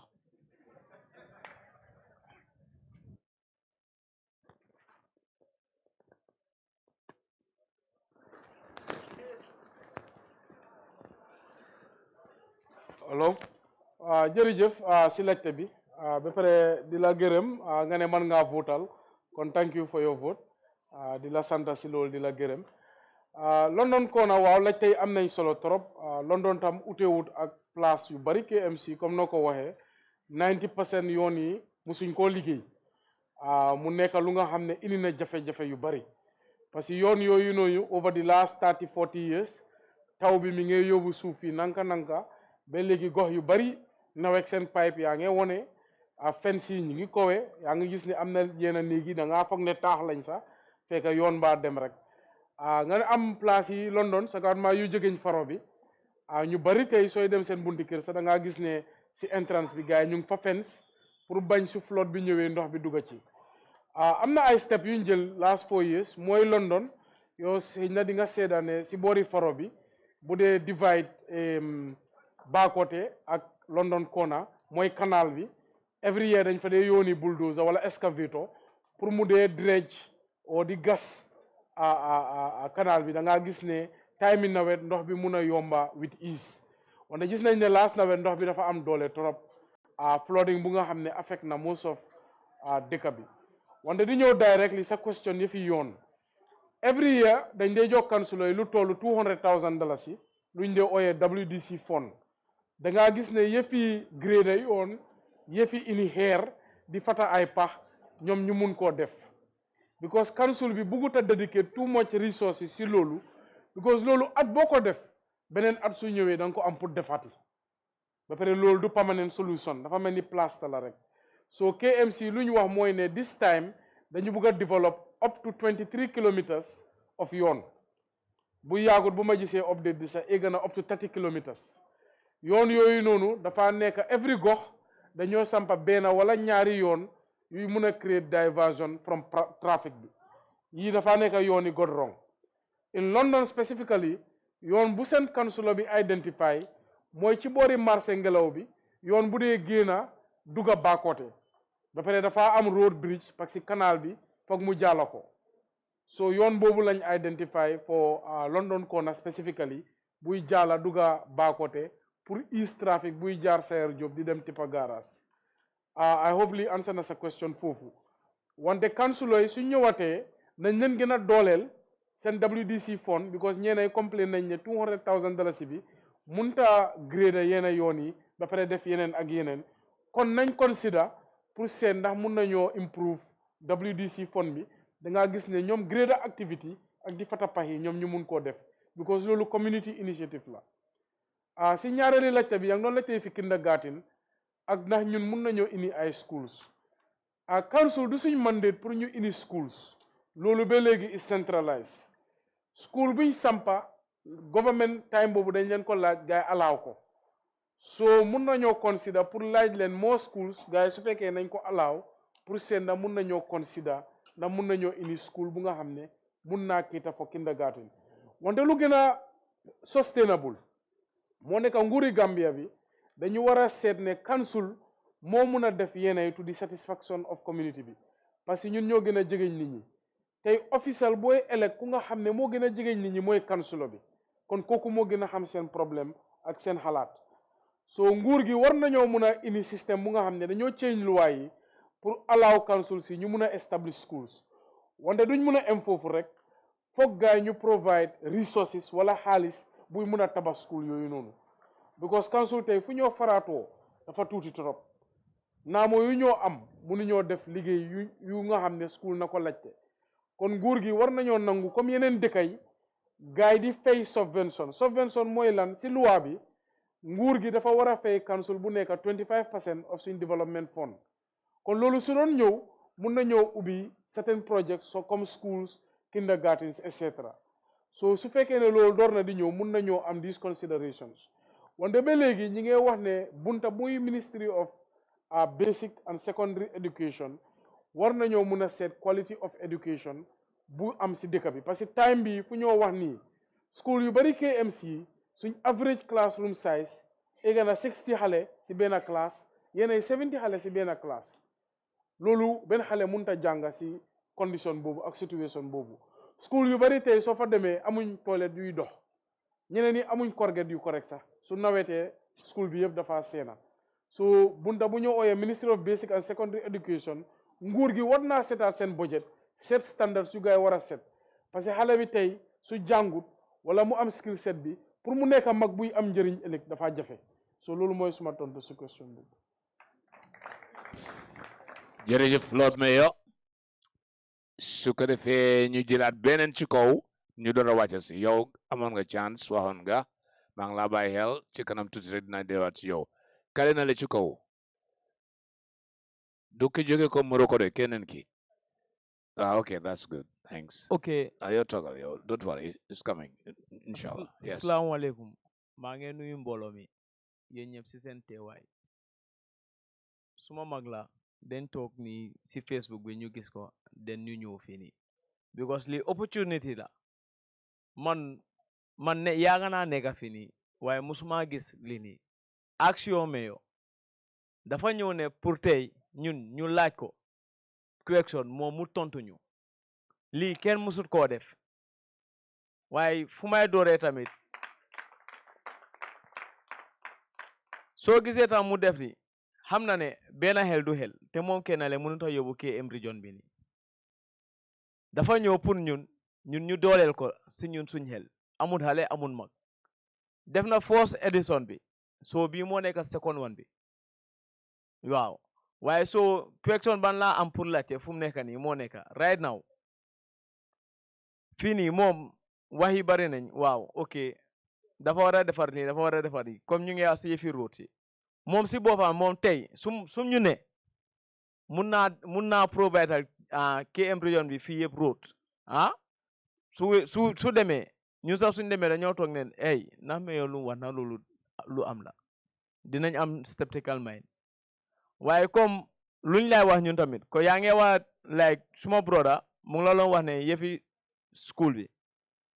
ñun bëggoon nañ suñ xale yi at least nu mu bon because 70 hale concentration teacher bi mënut a concentrate si ñëpp ba pare bugga nañ in library yoo xam ne suñ ko mënoon a am si KM region bi at least fu nekka pour xale yi ñu leen a dimbale pour gars yi di dem di study ji foofu noonu pour gars yi seen education pour because xale yi tey ñoo nekk ndawi ëllëg yi man maa ngi nii man dama lee vidéo caméra mus naa laa gis after fii nii nu mu tudda yaa ngi dang lay attend always benn graduation waaye but fàtte naa school bi every time soo ñëwee every year da loolee wax xale yi moo nekk word of encouragement nga lay jox gars yi nga ne leen na xamul leen yéen seen boppa kenn mooy jëli ji suma place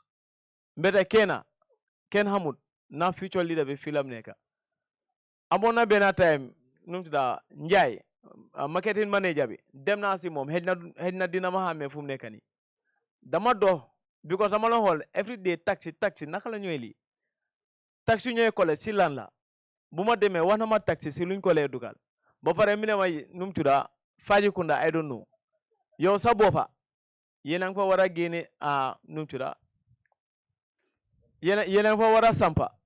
ba pare ji nga looloon wax comme ni like ci yëfi nu mu tudda Gambian si ñun dañoo jël sob ba pare dem joxe ko mi ne ñu xool leen around KM region bi soo leen xoolee KM region bi mostly Gambian si amewuñ sobi but dañ ko jox foreigners si which is very bad so foog naa loolu tam war nañ see mun a change te yow wax nga ko danga ko wax léegi ma wax suma mag bi ma ne ko dafa mel ni kon lu ngay wax dëgg la because njëkka naa laajte lii te bu ma ko doon laajte it was like about 2-3 years ago tey nga ñëw nga waxaat ko so luñ lay wax moo nekk daal foog naa nga gën ñoo jàppale tam si loolu ñu gën a liggéey tam loolu la am pour la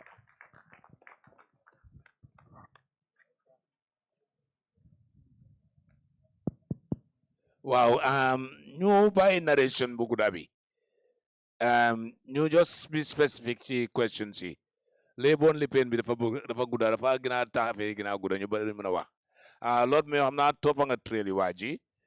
su ko defee rek ci nim gën a gàtte rek su ko defee ñu move on fo naa moom nekkul ne daf doon laajte fo naa daf doon am commentary waa di aat ci brodaam lu mu wax fo naa commentary bu nga xam ne la am na solo trop parce que ñu bari jàngee nañ ci mooy ne tam kontaan nañ ne yaa ngi ñoo follow ba pare yaa ngi bàyyi xel suñ programme si because lii lañ bugga nañ askan bi bu nga xam ne ñun ñooñu lañ nekk di saaf ñu xam si luñ nekk ñu am information bu gaay soxla waaw comme ça commentary yoo wax nii yëpp lu nga xam ne nañ ko bàyyi xel la and council dafa ubbeeku ñun nañu am council bu nga xam ne tey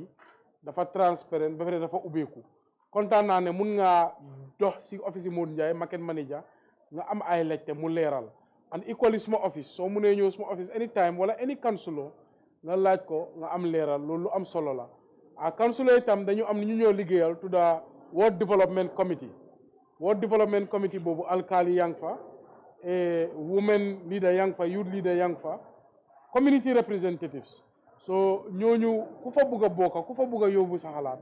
foofu tam isa open forum kon ñi ngi sant youth bi an kontaan nañ ne da ngeen fi ñëwal seen boppa based on advertisement bi doomi réew bu baax nii la war a def nga contribute bokka si luy yóbbu réew bi kanam ñu ngi laa sant di la gërëm si loolu ñi ngi sant tam ñuy councilor yi ak deputy mayor Aja Binta Jaane Jallow ñoom yëpp ñu ngi fi tey jërëjëf Lord Mayor su ko defee ñu dem ci kaw fay nale borom lu gré boobu noonu waaw na nekk question rek dégg nga jërëjëf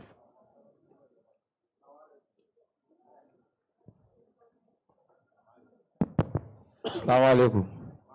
maa ngi leen a nuyu yéen ñëpp xam nga ñu fi teew ak suma mag ji ay salute you sa Deputy Mayor Binta Jaane Jallow xam nga suma ñoom mag ji ñoom baakee mu ak ay yooyu noonu waa Uncle Malik man laccewu ma de waaye dama si bugg a yokka tuuti rek because ori olof yi suppa kanja lu muluku foog tulisi xam na foofu noonu dara xaw ma ne a ngi understand fu ma waxee ni yeah because okay comme Lord Mayor comme is the first person ki nga xam ne moo tax man maay politique comme Lord Mayor si moom la dooree man affaire politique am not interested in it ak ay yooyu noonu waaye bu mu ñëwee moom he is a youth xam nga mu ñëw mu wax mu def ko te I remember I was a party agent polling agent sorry dafa ñëw Bakaw ma ne ko ne xoolal demal yeneen place waaye fii moom maa fi nekka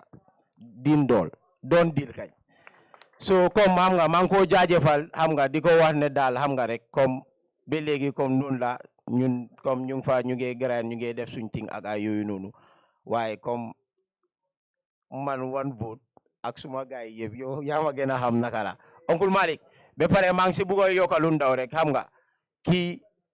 dafa nekk loo xam ne dafa nekk koo xam ne comme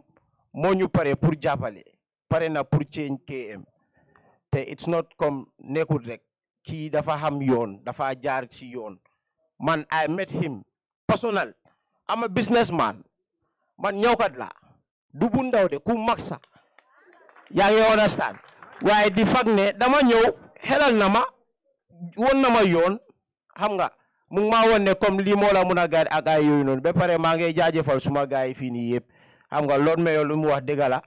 recently lañ form Bakaw Tailors Association KM association bi tamit yaa ngi understand waaye man to be honest maa ngi doog a dégg comme Gambia dafa am union about tailors ak ay yooyu noonu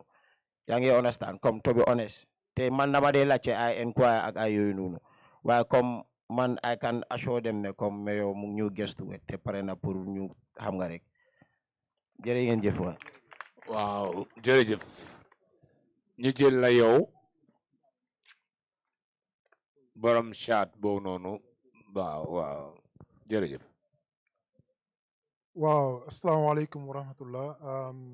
maa ngi nuyu Mayor bi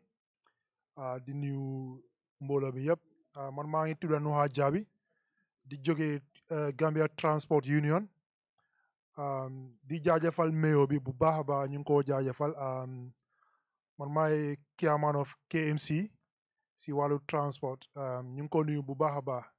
ndax ñun dañ am kontante bu baax a baax ndax pour ñu ñëw fii nii di ko laajte yeneen question yoo xamante ne si fànn transport so kontaan nañ si moom bu baax suma first question bi mooy dañ bëgg a laaj Mayor because ñun as drivers ñu ngi doon fay suñ car park dues ki xamante ne xamuloo lan mooy car park dues comme like ñun loi bi daf ñu dooleel ne driver bu nekk da nga am na loo war a fay te lu nga nekk di fay loolu noonu moo la war a jox garage waaye ñun depuis first regime ba second regime ba time buñ nekk ni tey amuñ benn garage KMC loolu daf ñu jaaxal lool first regime bi ñu ngi doon collect suñ car park rate bi mu ngi daf dee dem council direct waaye amuñ garage ñu ñëw second regime ñu jël suñ car park dues bi di ko yóbbu central government and still dama bëgg a laaj Mayor bi ndax ba léegi suñ car park rate bi buñ nekk di fay ndax nekku di ñëw si council ba léegi because as at now dañ understand ne ñu ngi ko doon fay si kayit soo doon fay sa kayit bi annually foofu lañ duggoon so da nga dee fay directly waaye as time bi ni dañ ko jëlee foofu noonu tam ñu yóbbu ko si fuel bi soo génnee every litre nguur dañ fa dee jël 50 butut boobu car park ren la te xamuñ ne ndax loolu noonu ba léegi council ñu ngi ko am wala nekkuñ di ko am te fekka ñu ngi ko am Mayor yow loo am pour as ñun tam as transport union wala as drivers loo ñu amal pour ñu mun a am garage within KMC fii because loolu yàgg na bu ñëw dañ feel ne comme like nguur ñu ngi ñëw saaja like ñu ngi ñëw saaja because how many years ñu ngi doon fay lii nii waaye ba léegi nag amuñu standard garage within KMC ngay gis foo mënta dugga Johnson boo koof rek fekk fa garage te loolu warta nekka te ñu ngi fay suñ xaalis bi every year every day and now I can say every time ñu ngi koo fay every minute because every litre nga jënda si from essentiel yaa ngi fay sa car park rate bi and suma second question bi mooy feeder roads yi am na ki wax loolu noonu fii waaye ñun as drivers ñu ngi fay xaalis boobu noonu tam because feeder roads yi road tax bi gis nañ ne council bi war na am loo xamante ne si road tax boobu noonu pour ñu defar ñu feeder roads yi waaye Gambia sorry KMC fii feeder roads yi bari baaxuñ te dama bëgg a laaj mayor bi tam ndax lu ñoo nekk di fay suñ road tax bi nekku leen di am dara loo xamante ne loolu ngeen mën a defar ñu suñ feeder roads yi so lii laa am pour di laajte mayor asat naaw jërëjëf. jërëjëf maa ngi sant Nuha Jabi te lu ma ko gis mooy regional chairman KM transport di ko sant di ko gërëm councilor Tobaski si bi tam mu ngi fi ku nga xam ne mooy councilor buñ taana pour mu represent transport ay yëpp biir KMC mu nekk first time in the history of any council pour ñu am councilor buy represent transport businesses biir KMC kon laajte boobu laajte bu am solo la naa dooree si car park fees yi comme noo ko waxee noonu la woon am na jamono KMC police dañ dee taxaw si mbedd yi di taxawal taxi yi ak transport yi di collect lu ñoo ooyee car park fees am na jamono car park fees daf dee mun a dem ba 20 million or more bu daan ñëw KMC mooy from taxi yi ak transport yi wante former régime bi ñu stop système boobu because ñu ne système boobu daf dee cause disruption si trafic bi mooy daf dee tax trafic congest parce que police yi suñ dooree di taxawal moto yi daf dee indi disruption bu bari ba pare ay tuumal yu bari am foofu noonu si xaalis buñ dee collecte ne du dee àgga si council bi so nguur gi stop loolu ñu ne léegi car park fees GRA ñoo ko collecte ñun bu ñoo ñëw council nag système boobu lañ fa fekka ne GRA mooy collecte GRA su palee dafa jox xaalis bi council yi wante first meeting buñ ma invite State House di ma explainal anduma ci lu tax because tey soo jëlee car park fees nga séddale ko KMC yëpp sorry nga séddale ko Gambie yëpp region by region bu nekk am same amount loolu mënut a fair parce que moto yuy daw KM moto yuy daw West Coast region ñu ëpp foofu yoon moto yuy daw ci kaw gi kon tey soo collecté nga ne KMC 2 million mi ngi nii CRR 2 million mi ngi nii URR 2 million mi ngi nii loolu teguñ ne système bu correct la second bi ñun sa gëmuñ ne luñ ñoo fay mooy luñ dee collect because waxoon naa la ne am na jamono KMC kese mun naa collect up to 20 million léegi yow soo toonee round nga ne yang ñoo collectal nga ñoo jox ñu 2 million gap boobu dafa rëy trop and ñun dañoo am pour rely on yow sa information so jafe-jafe bi am nañ ko ak lu ñoo ooyee nguuri Gambia ñetti problème buñ am mooy tey registration plate bu nekk BJL moo fa dee nekk tey bàyyi leen xel yéen seen moto ñu nga xam ne ngeen dëkk ak KMC seen registration plate yi yëpp BJL la by right moto fu moo fanaanee fu boromam dëkka registration am bi loolu la war a wone so ku nga xam ne yaa ngi résident KM yaa ngi fi am kër yaa ngi dawal moto fii sa registration sa number plate dafa war a nekk KM da ngaa gis ne KM registration boobu noonu munoon nañoo def ne at bu nekk wala ñaari at bu nekk wala juróomi at bu nekk war ngaa dem KMC nga fay sa car park fees wala sa road tax foofu wala nguur gi ñun ñu transfer ko lu war a ñëw si ñun ñu téye ko foofu lii moo tax ñu ubbi nguur yu ndaw wante nguur bu mag bi gis nañ ne bëggu ñoo use nguur yu ndaw yi ba léegi ñoom dañu bëgg a def yépp seen boppa and loolu dafa tax développement du mun a gaaw si gox yi comme tey suñ alaawoon nguur yu ndaw yi ñooy local government council ñuy joxe number plate yooyu wala ñu am ci wàlla di register moto yi kon suñ waxee yëfi yoon yi yëfi garage yi yëfi yeneen yi den nañ mun a ne waaw wax dëgg lii suñu responsibility la wante tey ñun 2 million boobu lan la mun a liggéey fii biir KMC bu nga xam ne ñun suñ institution salary bi rek tollu na 6 to 7 million weer bu nekk second issue buñ am si yëfi car parks mun ngaa wax ne sax combo yëpp bem jeex Greater Banjul area single car park amut garage yooyu tuddee nii yëpp soo seetee seen document benn document wonewut ne foofu garage la gars yi dañoo seet mbedd bu wéet wala ñu seet koñ fu nga xam ne kenn nekku fa wala ñu seet boppi koñ ñu def foofu garage lii moo xew moo tax dëkk bi cokop moo tax dëkk bi bari congestion du Brikama garage du Bundung garage du Tipa garage foo mun di dem KM garage yooyu tuddee nii yëpp officially nekkuñ garage taxi yi ñoo gis ne place bu wéet la rek overtime gars yi di park seen moto yi foofu nit ñi di fa tuddee garage wante by right comme suñ dëkkandoori Sénégal war nañoo am central garage region bu nekk war nañoo am allocation of land bu nga xam ne different parts yi KMC mun nañoo wax ne soo soxlee moto di dem fii ñëwal fii wante dafa war a nekk land bu nga xam ne ku ko gis rek nga xam ne garage la mu organise mu am pavement moto yu fa dugga di fay seen wala mu am public toilet mu am lighting mu am système wante tey soo gisee KMC munta indi façon development boobu because kan moo dee joxee land mooy Ministry of Lands and Local Government Ministry of Lands and Local Government su fekkee ne ñoom planuñ municipality bi sooraale wuñ place fu moto yi mun a paak den council ñun munuñ ci dara amuñ ci doole moo tax fuñ taxaw ñi ngay joytu ne nguur gi dafa war a decentralize jox ñu doole land amul benn city amul benn municipality amul benn region bu nga xam ne is well run si àdduna bi municipality bi amul wala pour contrôle land si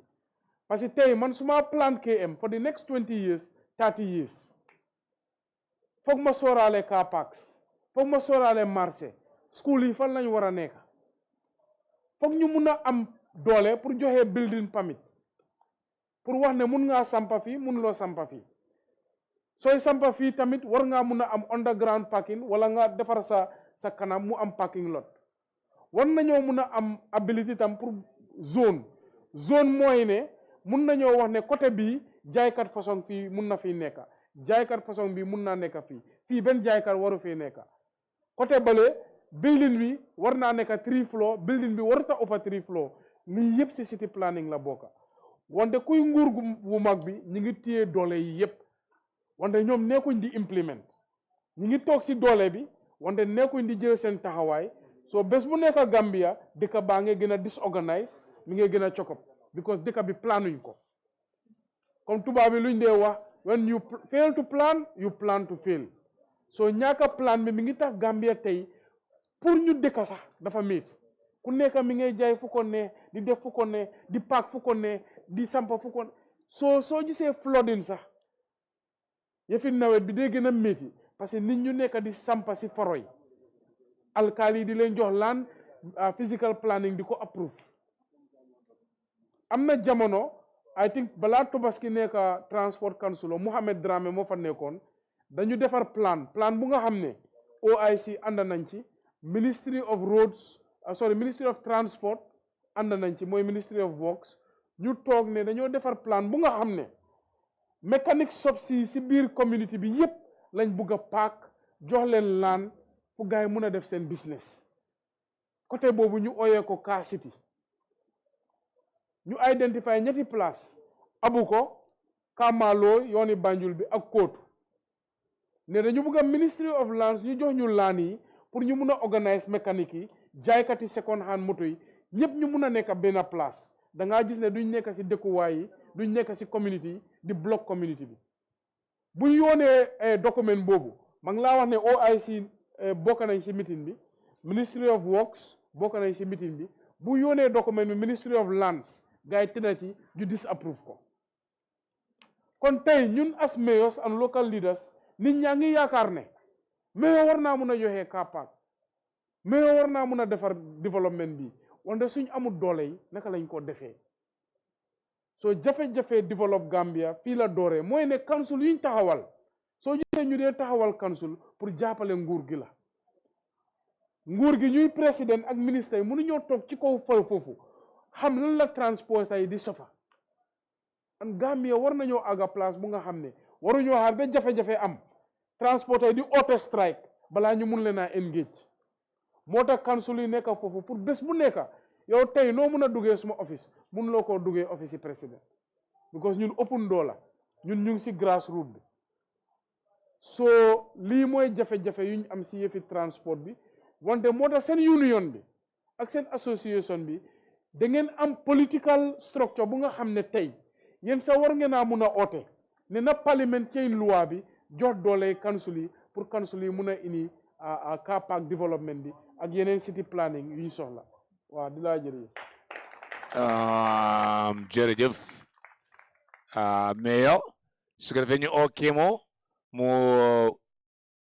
gaaral ay kàddu ci gën a gaawee rek ba pare di leen ñaax ne am na kenn ko xam ne di nga nekk fii nga ñëw gaaral kàddu vote of thanks bala ñoo jox mayor bi pour mu tëj li nga xam ne moo yoon ask your mayor wax naa fi ne lii moom mayor si chairman yi war nañ koo emulate across dëkk bi yëpp lii amul dara pour def politics li am pour def mooy accountability diggante yéen ñi nga xam ne yéen a dëkk ci biir municipalities yi ak seen mayor Kemo. Fala mobe ya baraka bake nata futo men na jang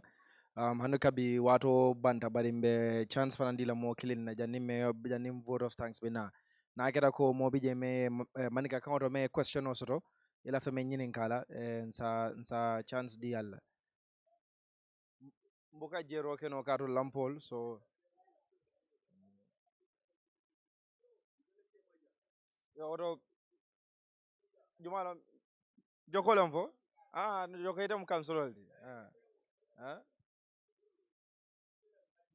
okay mbatu na ni manojing me waidung we waidung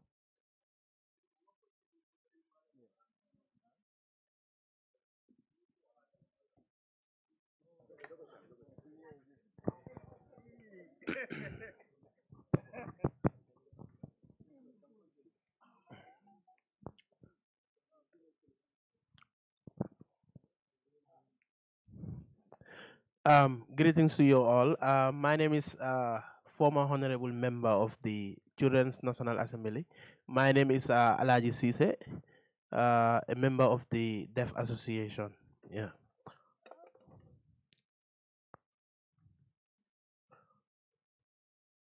So my question will be centered around persons with disabilities who are already in business. If you look around in the Gambia, most persons with disabilities who are already in business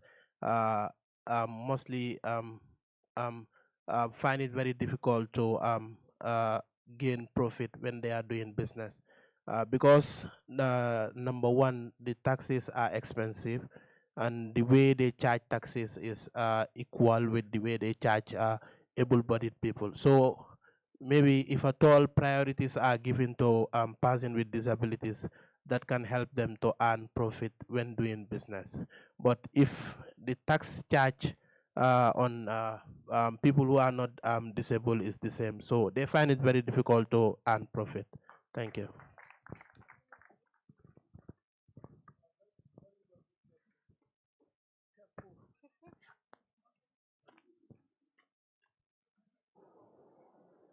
Lolo laajte bu am solo la, and I think the disabled councillor is something lu nga xam ne war na koo seet. I don't think there's anything wrong with supporting persons of disability with tax breaks wala di wàññi tax bi pour gaay loolu moom dafa nekk lu nga xam ne nekku si doole mayor kese. Person of differently able ku represent at the council level su mu ne indi proposal boobu si council bi nañ ko debate wante as in my capacity as mayor is something lu nga xam ne naa ko support.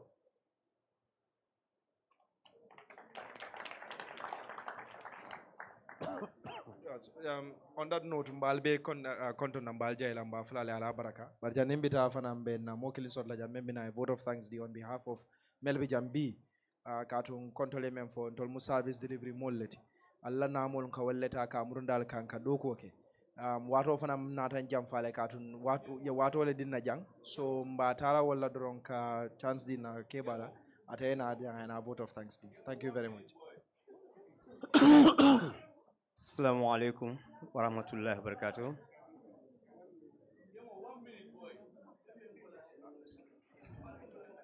Mbalbe kontona mbellod meyo kontona anun tul mom mi betawere njang ñi ngata mul sewo baleti ika fo ñi ne ko ñon tango fengo mi ñongo man soto ni wo soto ta wo mi ala tentu baleti ni ni true argument history comme mo ñol ya fo ñami ñen man soto jang mimbe sirin kuloka koyo ko laftale ngasi ali nyininka ngal jabi woto nyinkata ko mi yalan ko ma floko nyato talo nyinti so nyimi samploti ka set ka foko nimmo lafta kala nyaton koti ike fanne majji dumo woto nini kata nyato koti atebe ala kobe jirin dumale ama fan warandi moti ama fan fisandi moti woto nyimi kayrolti mi ala dal na simali njata kendela ala mama satala ya kay atela lon abe lafri minna alam ala ya fasa alam natankal jawni jawto malla na oncle fana mi uncle Jones, this is the first time ngelo adal nene maje ngaji just TV or radio but saying alhamdulillah rabbi ala ale ko da fale so mba fala ko nyato tabe lod me yobulu woto alma ala ya fasa don min fana nata yang kairo kono alma be sen nako da kono kairo kono ntito lomba sama dramati from Chup Town so maybe so dol kam ntolo moy dol mal long but I'm the man who always displayed the rider in front of Lord Mayor. So thank you very much. Assalamu alaikum warahmatullah. Thank you very much. I will now reside in your compound, so no problem. You'll be seeing me every day now. Lord Mayor, we have now come to the end of Ask Your Mayor, and just before we depart, we will allow the Lord Mayor to give the final statements. Mayor. Thank you so much. I'd like to thank the members of press here covering the event. I'd like to thank our wonderful host, Mr. Malik Jones, all the different associations here present, the people of differently able association especially. Thank you for all your brilliant questions. It's always a pleasure to meet the people of KM because it enriches me as a young politician and as a public servant. And to get first-hand information is always the best. I love my councillors and they're doing a great job at their wards, but I also appreciate having direct interface with my constituents. And we hope that we can be in a position to continue this dialogue even outside the electoral cycle. This is about nation building. This is about sharing of ideas. This is about how can we come together as a community of KM to take KM to higher heights. And the business is the core of our revenue base. 80% of KM's revenue is coming from the business sector. So without you, we can definitely not bring the amount of public service we are right now delivering to the people. So we appreciate you and we are here to support you. So mbokk yi maa ngi leen di sant di leen gërëm di leen wax ne kontaan nañ trop pour seen ñëw bi fii di gërëm presse bi nag parce que tey lu ñoo wax yépp ñoom ñoo ko dee tasaare si askan bi pour gars yi mun a xam si luñ nekka di sant tam suñ host bi Mr. Malik Jones suñ oncle ku nga xam ne moom daf dee nekk di leeral askan bi di taxawal réew mi nu mu ko munee nag di ko si sant di ko gërëm bu baax maa ngi doon gërëm members of the differently able tamit ñu nga xam ne sant nañ leen bu baax ba pare gis nañ seen taxawaay seen maakan mi ngay yokku si dëkk bi bés bu nekk at bu nekk lii moo war and inshallah nañ leen gën a support business community yu fi nekk nag ak secteur buñ mun di nekk ñu ngi leen di sant di leen gërëm tey naamoo yu dee ñëw KMC lu si gën a bari yëpp si business secteur bi la dee jógee kon suñ leen amul woon tey duñ la mun a indi développement bu ñoo indi si askan bi man nag young politician la façon yi dam ko fonka trop pour di toog directly ak suma constituents di waxtaan ak gaay di weccoo xalaat di yokk suñu xam-xam di gërëm suñ kansulee tam parce que su ma leen amul tam du ma mun a liggéey si gox yi di leen gërëm si seen liggéey bu baax buñ nekka kon mun nañoo close programme bi lii mooy second edition Mayor's Dialogue ñu ngi ñaan yàlla ñu gën a bari edition ba pare mu continuer ak yu gën a bari kon di leen sant di leen gërëm di leen wax good night.